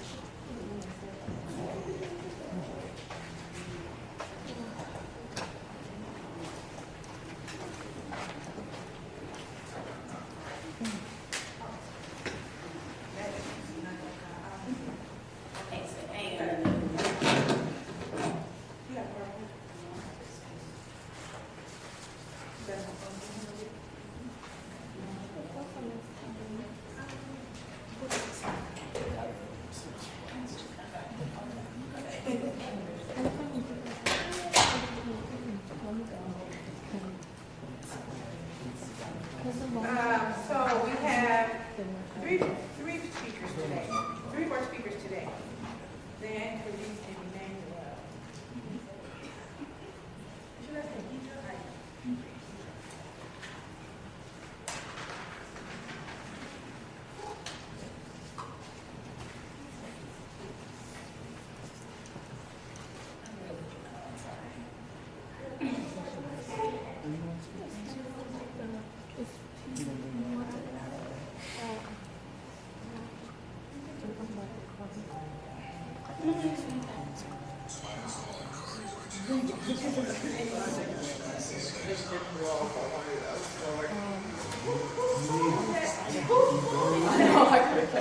Whose phone is that? It's probably It's a mess. Normally, I'm just saying, normally, you would owe the speaker 10 points. Look, I had brought something here for their class about the Scottsboro case, Okay. 1987. Black people who were convicted, you know, and they were pardoned mostly 8 years after. I know we'll do that later. I'll bring it up later.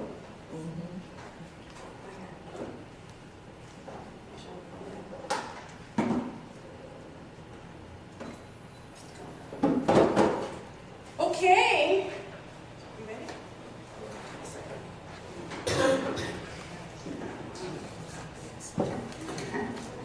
Our most confident student is Ann Burgess.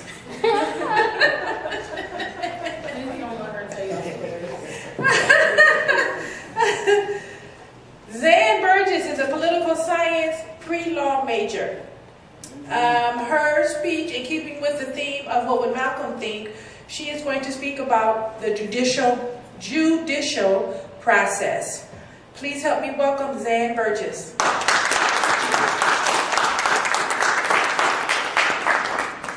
Now y'all heard me just say I don't like talking in front of people, right? Okay, so you have to bear with me. The quote I picked to start with: don't be shocked when I say I was in prison. You're still in prison. That's what America means, prison. African American males have suffered disproportionately from social ills, such as education, housing, and employment. But the biggest issue for the African American male is crime in the judicial system. African Americans are more likely to be victimized by crimes than any other racial group. And because of the dramatic rates that African American males are being incarcerated, it's creating consequences that not only affect the individuals, but the families and communities that these individuals once occupied. Here's my first slide, the male incarceration rate by race and ethnicity for 2010. The most severely affected demographic group within the judicial system is African Americans. In 2010, there were 2,226,800 people incarcerated. That's 732 people per 100,000 residents. Basically, 9% of black men in their late 20s are incarcerated.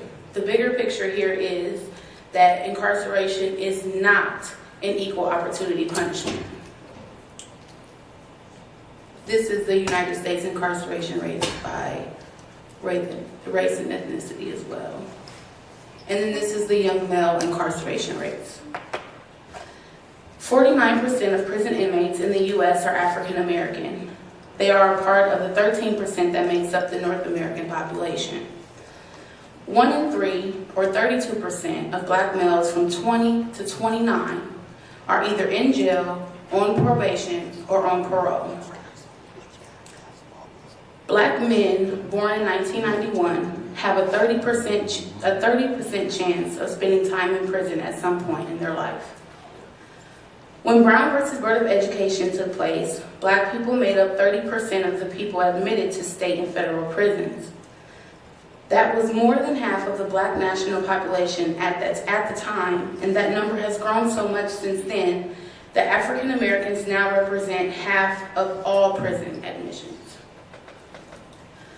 Although we have had some groundbreaking progress, the Civil Rights Movement, the Black Panther Party, and better economic opportunities, which open positions of leadership for all people, how is it that the issue of black mass incarceration has gotten so bad that it threatens the survival of an entire generation?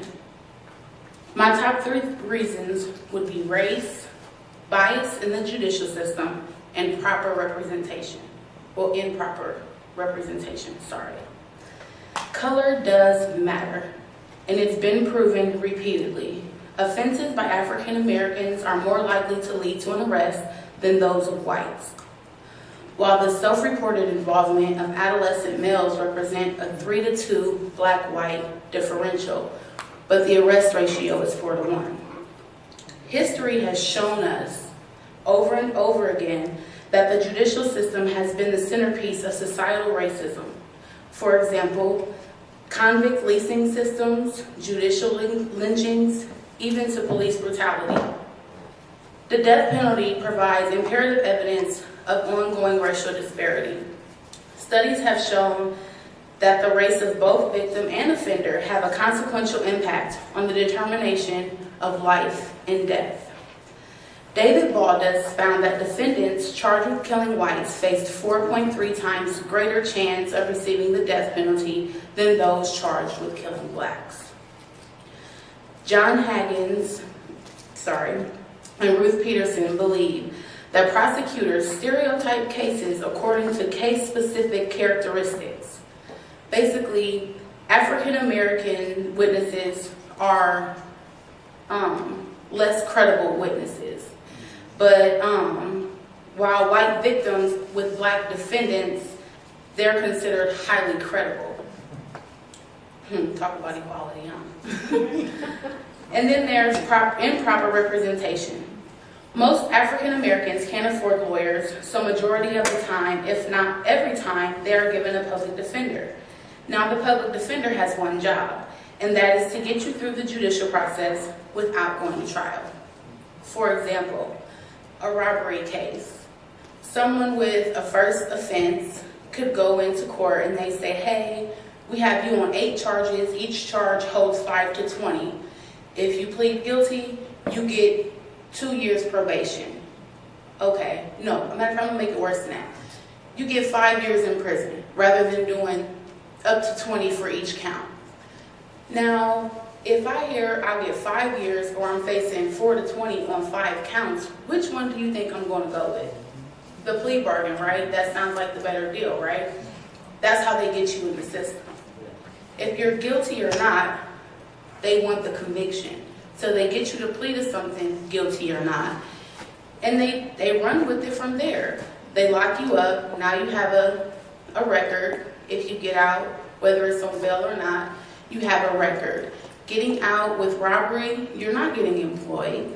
No one's going to trust you to employ you. So now what do you turn to? What alternatives are there for you to make a living so that you can feed your family and be back into society like a normal person? To Malcolm X, prison was a metaphor for racism. Men and women who went to underfunded schools, worked dangerous and low-paying jobs, faced harassment in employment lines or welfare offices, were forced to live in certain neighborhoods, and in many parts of the country were banned from voting by police and the Ku Klux Klan. The United States did mean prison. Sorry. What made this metaphor true is that Black communities were already heavily policed and disproportionately incarcerated. You can't be a Negro in America and not have a criminal record. That's another quote from Malcolm X.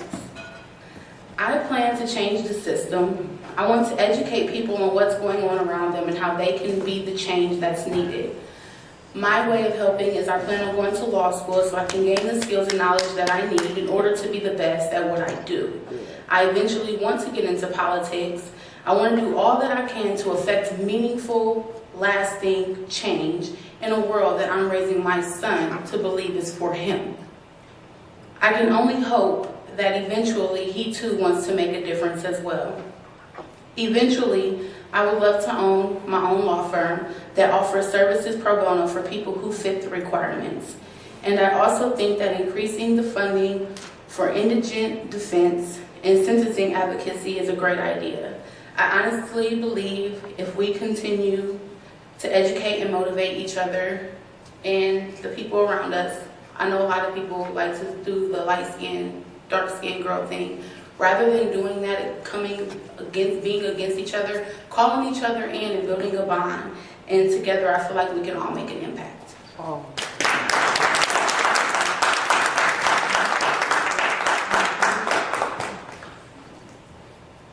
You guys notice when Dad is done, I should just sit down. Dan, we have a question for you. Yeah. Yeah, please, it's only a question. I want to support her. Ask me, I give you from funding. No, seriously. I have a personal testimony to give. So, nearly 10 years ago, my son was in medical school at the Creighton, was accosted by a policeman and charged for obstructing justice. Let me just cut it short. I went to a lawyer, a white lawyer here, Mr. Tan. He said my son should plead guilty. And that's what the judges want them to do. It saves time and money. One black, I don't come from this country. That we're not used to that in Africa, and that he's not going to plead guilty. He got mad with me. I said, if I'm not a lawyer, that I can write the brief for you. And I went and wrote the brief for him. Listen, when we went to court, I saw over 10 young men from North Omaha pleading guilty with their government-appointed lawyers. My son's case was the only one that came to trial. And when the film was shown, what they charged him for was not there. And the lawyer said, oh, Manfred, go and sue them now. I said, get out of my way. You get out of my way, you're a bad lawyer. If not that I was there, my son medical school would have been given a record. This is, go and quote me. The case is here in this country, in this format. I don't say it in the class, but it's something I've experienced in this school. Well, I don't want to say your name wrong. It's Dr. Magugu, right? Yeah. Okay. One of the reasons that I'm so motivated to do this is because I've been affected Go ahead, I support personally. The criminal justice system is not for us. No. It was never for us. And I feel like in order to change that, we need more people of color, of minority in positions of power in order to change things. Part of the things that I've been doing to contribute to that, yes, I'm about to advertise. I have a political panel coming up this Friday from 5 to 6:30 in the Milo Bell Student Center council room. I have 3, Jay Irwin, Kara Eastman, and Tony Vargas will be there speaking.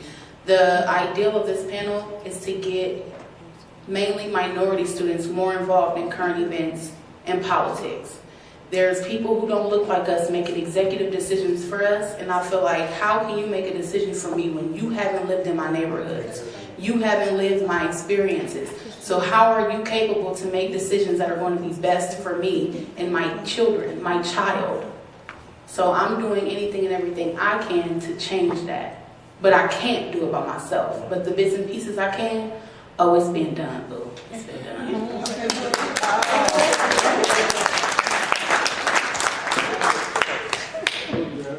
Whatever, Zan, whatever. Look, I'm talking stuff after she walked away. Whatever. And Dr. Robinson, her auntie that you don't want to piss off is here. So. Who's auntie? Oh, your auntie?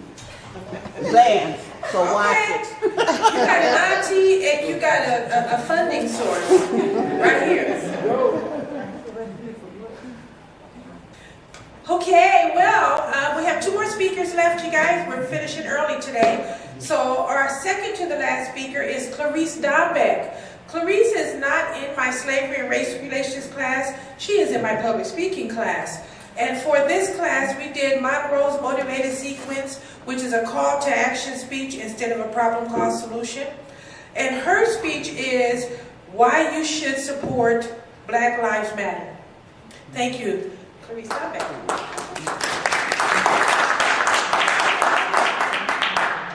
I'm sorry, I forgot to mention that Clarice is a Black Studies major, and she is also a Goodrich Scholarship student. All right.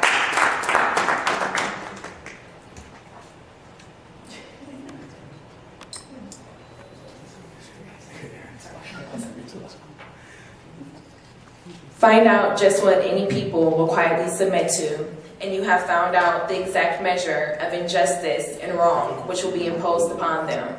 And these will continue until they are resisted with either words or blows or both.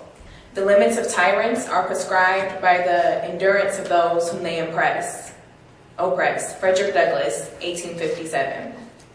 Without the Black Lives Matter movement, Black people would be continuously silenced and oppressed as they have tried to silence and oppress Black people for the last 400 years.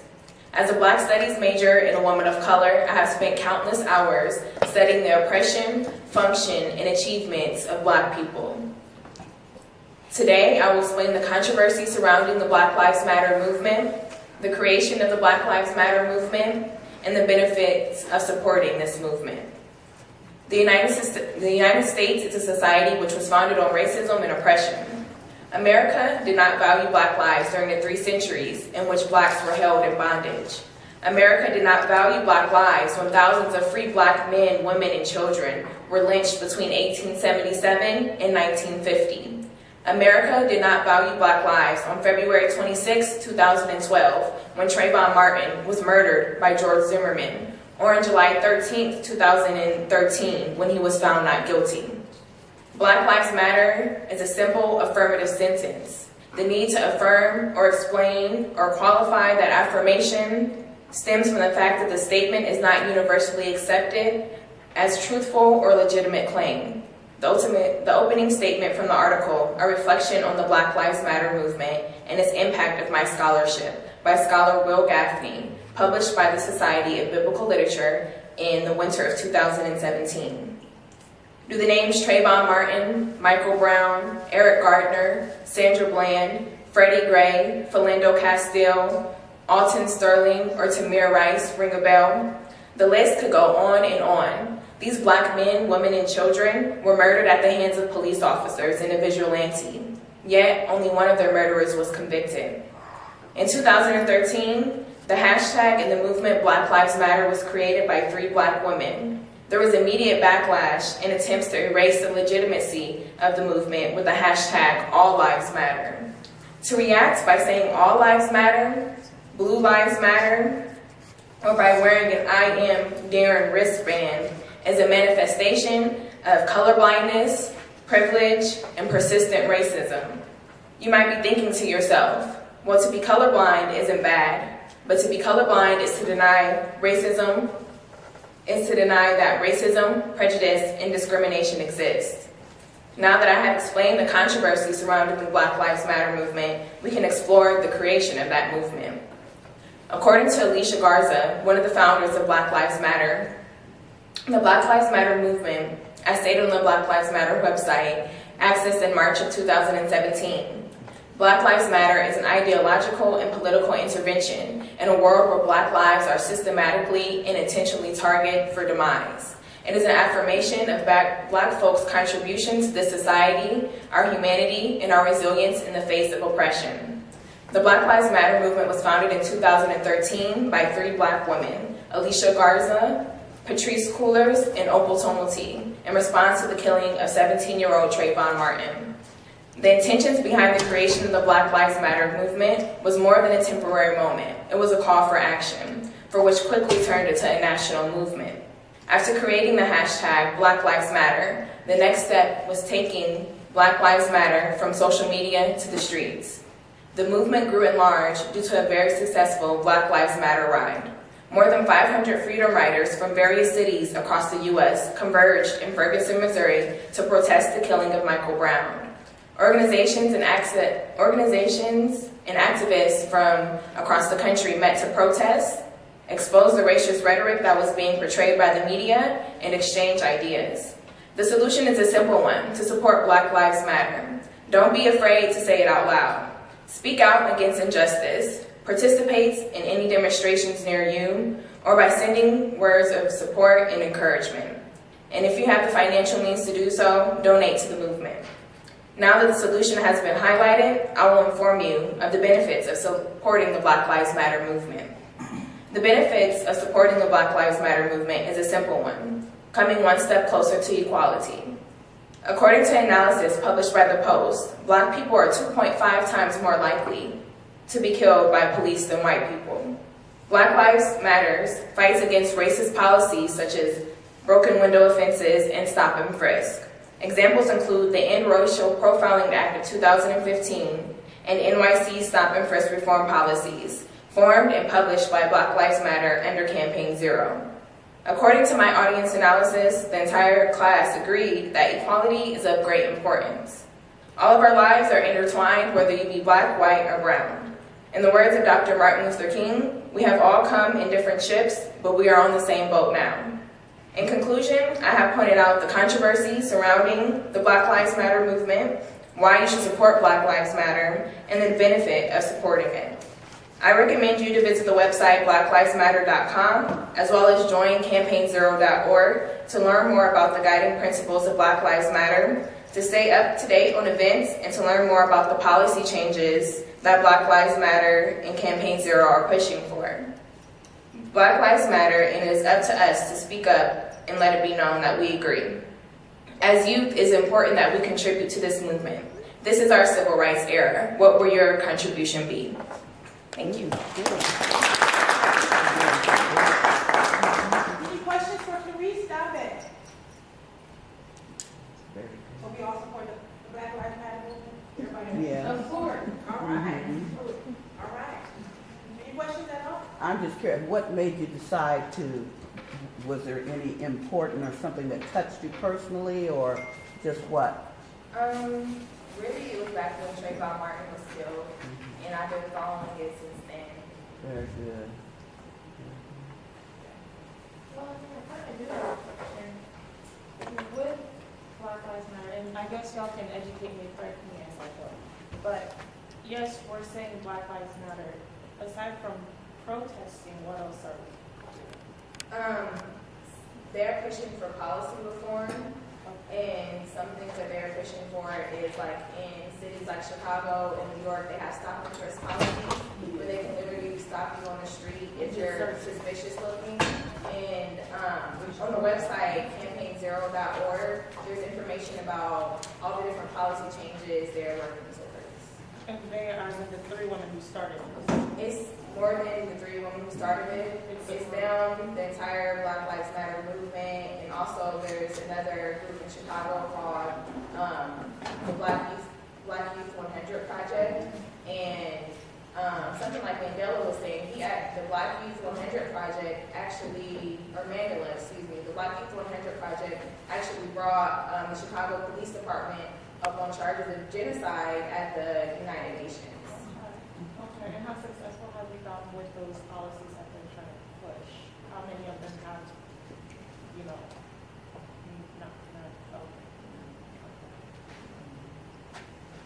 And even on the website, they have it's like a call to action. You can go to the website, it says, you need to write this senator, you need to write this person, you need to write that person, so they're working towards it.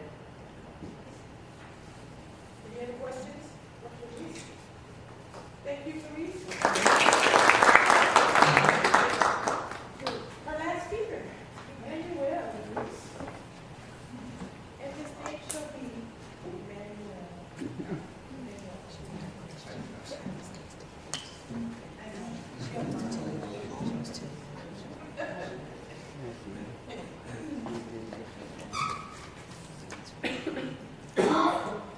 We actually have two more speakers, but they're not here. So that's why we have to go to the 4 o'clock block. See what happens when you start on time and end on time? You don't run out of time.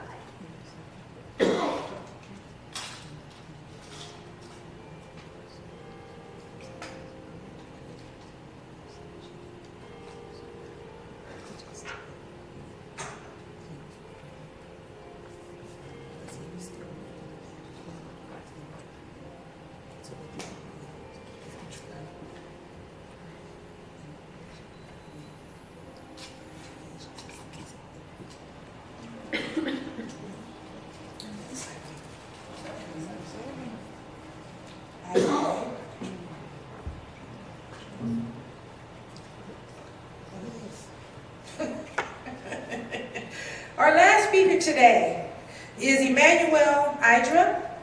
He is an economics and Black Studies major. His speech today is about the Black economy and Black entrepreneurships. Thank you. Let's help me welcome Emmanuel. Thank you, guys. First, going to start with a quote from Malcolm X, and it reads, "If you don't stand for something, you will fall for anything." Black entrepreneurship.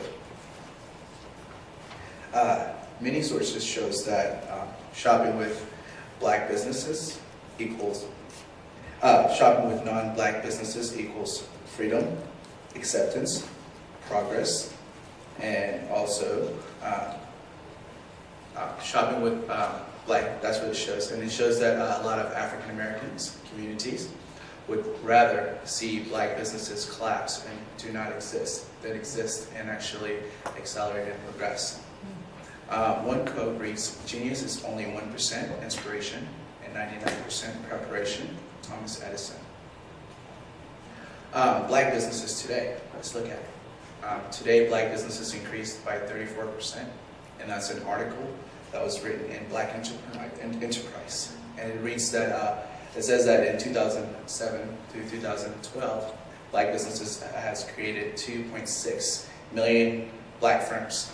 And 95% of Black businesses in the United States today are either sole proprietorships or there are partnerships with other major businesses. So they don't have that Black support to stand by themselves. And with that, that means that most of the employees that are hired within our black community, our black businesses, are either no paid, meaning that they're either cousins, family, or something starting from small, or if they do get paid, they're only making $7,000 salary. And about 4 in 10 black businesses that they operate in healthcare, social assistance, auto maintenance, etc. And that was an article that was written by Black Enterprise that I've read from that. And also with that, black businesses also focus in scientific and technical service. And with that also, black businesses bring 8%, only 8% of black firms, which isn't really good at all, of how much black people we have here. Black businesses create 1 million jobs every year for working age. For working age people group, which means age 22 to 27, they only create 4%, which isn't good. But they generate revenue each year of $187.6 billion annually. That's every year. So with our school systems do not teach black businesses and does not teach how black businesses contributes to within our community, within our economy. Having black businesses is very important, and the reason for that, the reason for having black businesses, it brings a stronger community, and with having a stronger community, it also brings quality, and also it helps not only the economy by bringing revenue into our economy, but it also helps our community. And by helping our community with black businesses, it increases the chances of black people, young black people getting into jail or not having the education tools that they need. Some black businesses actually do offer scholarships to young black entrepreneurships and young black students as well. Reasons, so we do have lack in economy in black businesses, and the reason for that lack of economy is because black businesses usually starts businesses for wrong reasons. A lot of black entrepreneurship, they started for wrong reasons. Someone started it, and now they want to go ahead and try and give it the last. And a lot of the time, the businesses fall for capital shortfall. And with that also comes lack of commitments. As black entrepreneurs, a lot of us, when we go ahead and open the businesses, we don't commit to our businesses. When things goes down, we just close the business and wrap it up and just throw it away when ideas are great. And also we have too much overhead and too much, with opening a business, there's always obstacles. You're always going to get that obstacles that you go for it or you don't go for it. How are you going to fix that? And we also have lack of delegations and failure to plan with black community and black businesses. Solution to black problems, black businesses problems. The solutions for this, it can be have customer base instead of shopping other places where there's multiple businesses all over the world. There's the Latinos, there's the whites, and there's the Italians. Instead of just branding and actually looking into brands such as Louis Vuitton, instead of looking at the brands such as big brands that we truly like but we can't afford.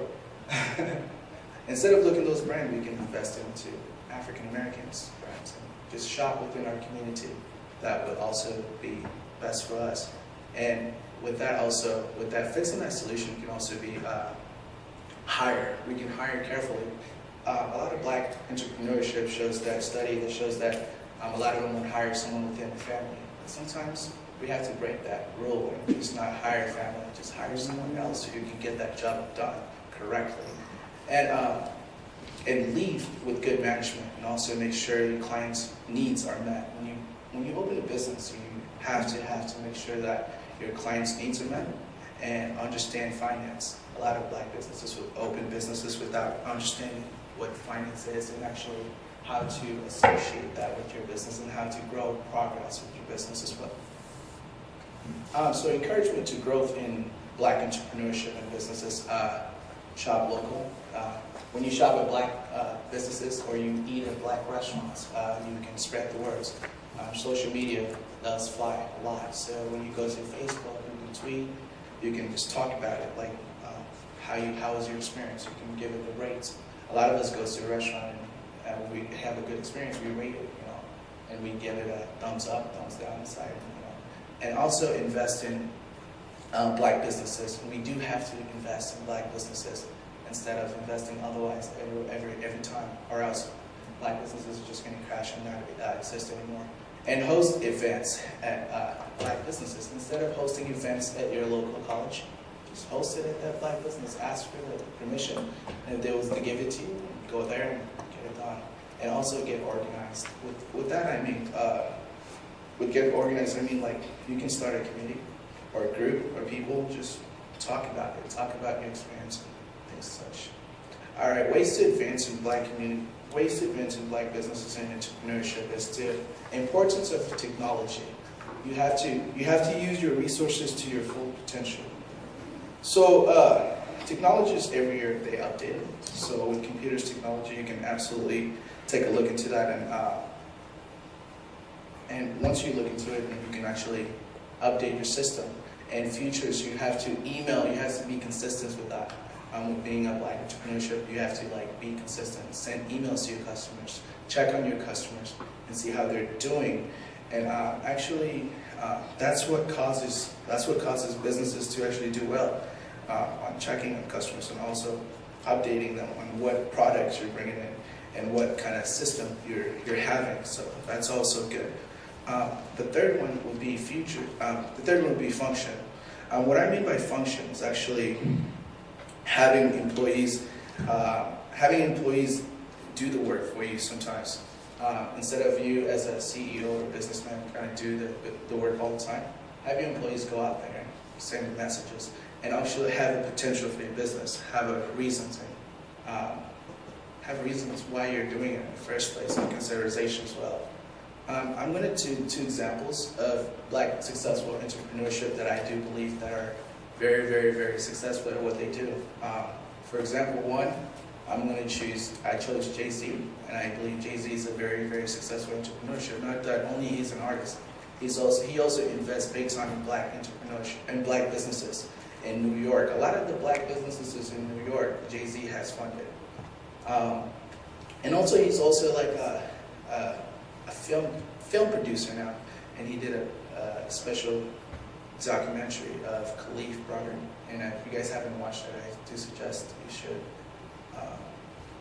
And the second entrepreneur that I actually chose, and he actually talks about both worlds, how to be a successful entrepreneurship, is Sean Emeretti. He's an author, and he also a professor, and he's also great at what he does. And he wrote a book called Science of Growth: How Facebook Beats Friendster, and that actually talks about some keys of entrepreneurship as well. And in that book, it reads that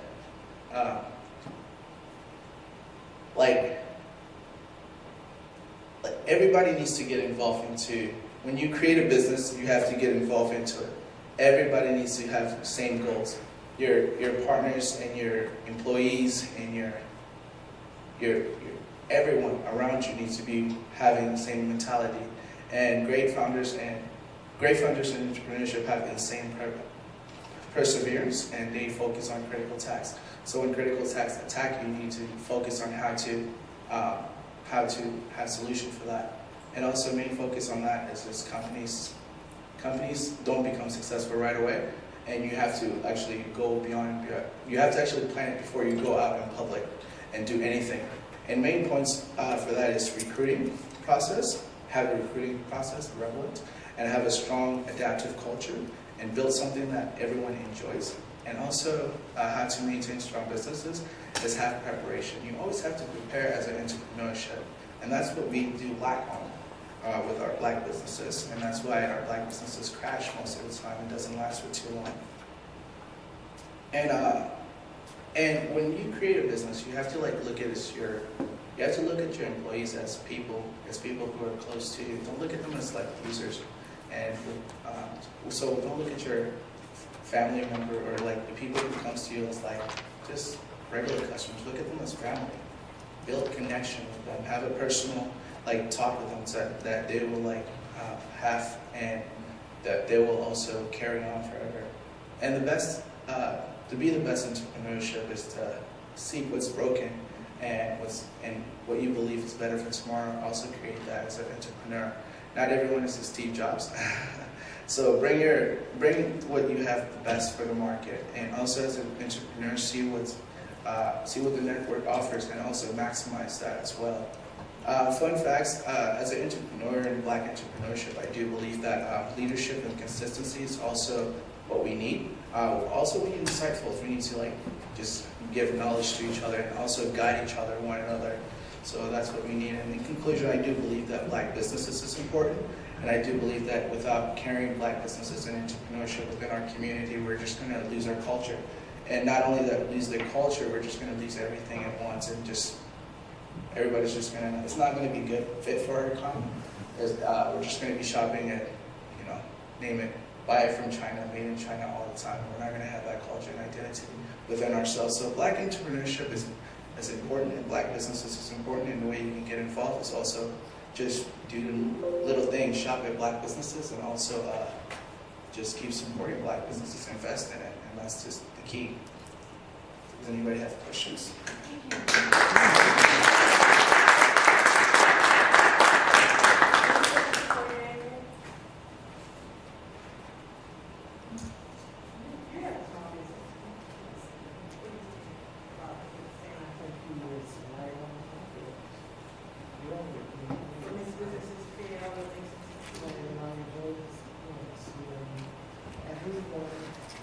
Everyone should be on the same page, and everyone should be interested in what everyone else is doing. Not just what they're doing, but what everyone is doing, what everyone is bringing to the table. Right. I think that's very important.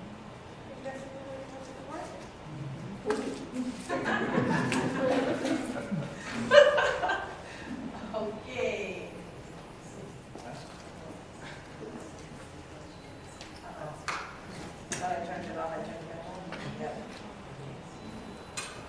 Well, thank you everyone for spending a fun-filled day with us here at the Community Engagement Center. The 15th Annual Malcolm X Festival is not over. We leave here and we go to the Chris Library for a presentation by Dr. Jane Gordon from the University of Connecticut. Her presentation is on Slavery Then and Now, Passover Reflections, and she discusses the topic of slavery and Judaism with an emphasis on Passover holiday. This presentation is preceded by a dramatic reading of The Whipping Man, and that takes place prior to the lecture, and that is, I believe, preceded by a feast, right? There's food. Okay. At the Chris Library. That's today from 4 to 7:30. Tomorrow, Professor Peggy Jones from Black Studies, the entire presentation tomorrow is at Michael Bell Student Center Gallery Room. So we have Professor Jones with her students, with middle school students, 8:30 to 9:30. I will be in public speaking class, as will Clarice. Thank you, Clarice. At 10 o'clock, we have Matthew Stelly. He is presenting, and his presentation is for an hour on Black Studies departments. Again, Matthew Stelly is an alum of UNO's Black Studies department. He sent me something to read. I said you should present that at the Malcolm X Festival. Matthew Stelly, please keep it clean and don't go long. He said, I will not be censored. I said, please. He said, okay. So I'm just telling you what he told me. I'm looking forward to tomorrow morning at 10 o'clock. And then Terry Muhammad, what would Malcolm X think about our current situation as African Americans? And Terry Muhammad is from the community. Ashmal Binden is a community person as well as an adjunct professor in Black Studies. And his presentation is what Malcolm X thinks about the Department of Black Studies and so-called cultural diversity. So 10, 11, and 1. Those are the presentations to see tomorrow. Student presentations by Dr. Omwali Akatunde, an examination and deconstruction of white racism. followed by 4 o'clock, Professor Jones's movie, 3.5 minutes, 10 bullets. Movie, discussion, pizza. Where's Miss Ashley? She gone? Okay, y'all heard me say pizza, wings, and salad during the movie. Tell a friend. And the luncheon on Thursday is by invitation only. If you haven't gotten an invitation yet, probably won't see you at the luncheon. But thank you everyone for coming today. Give yourselves a round of applause.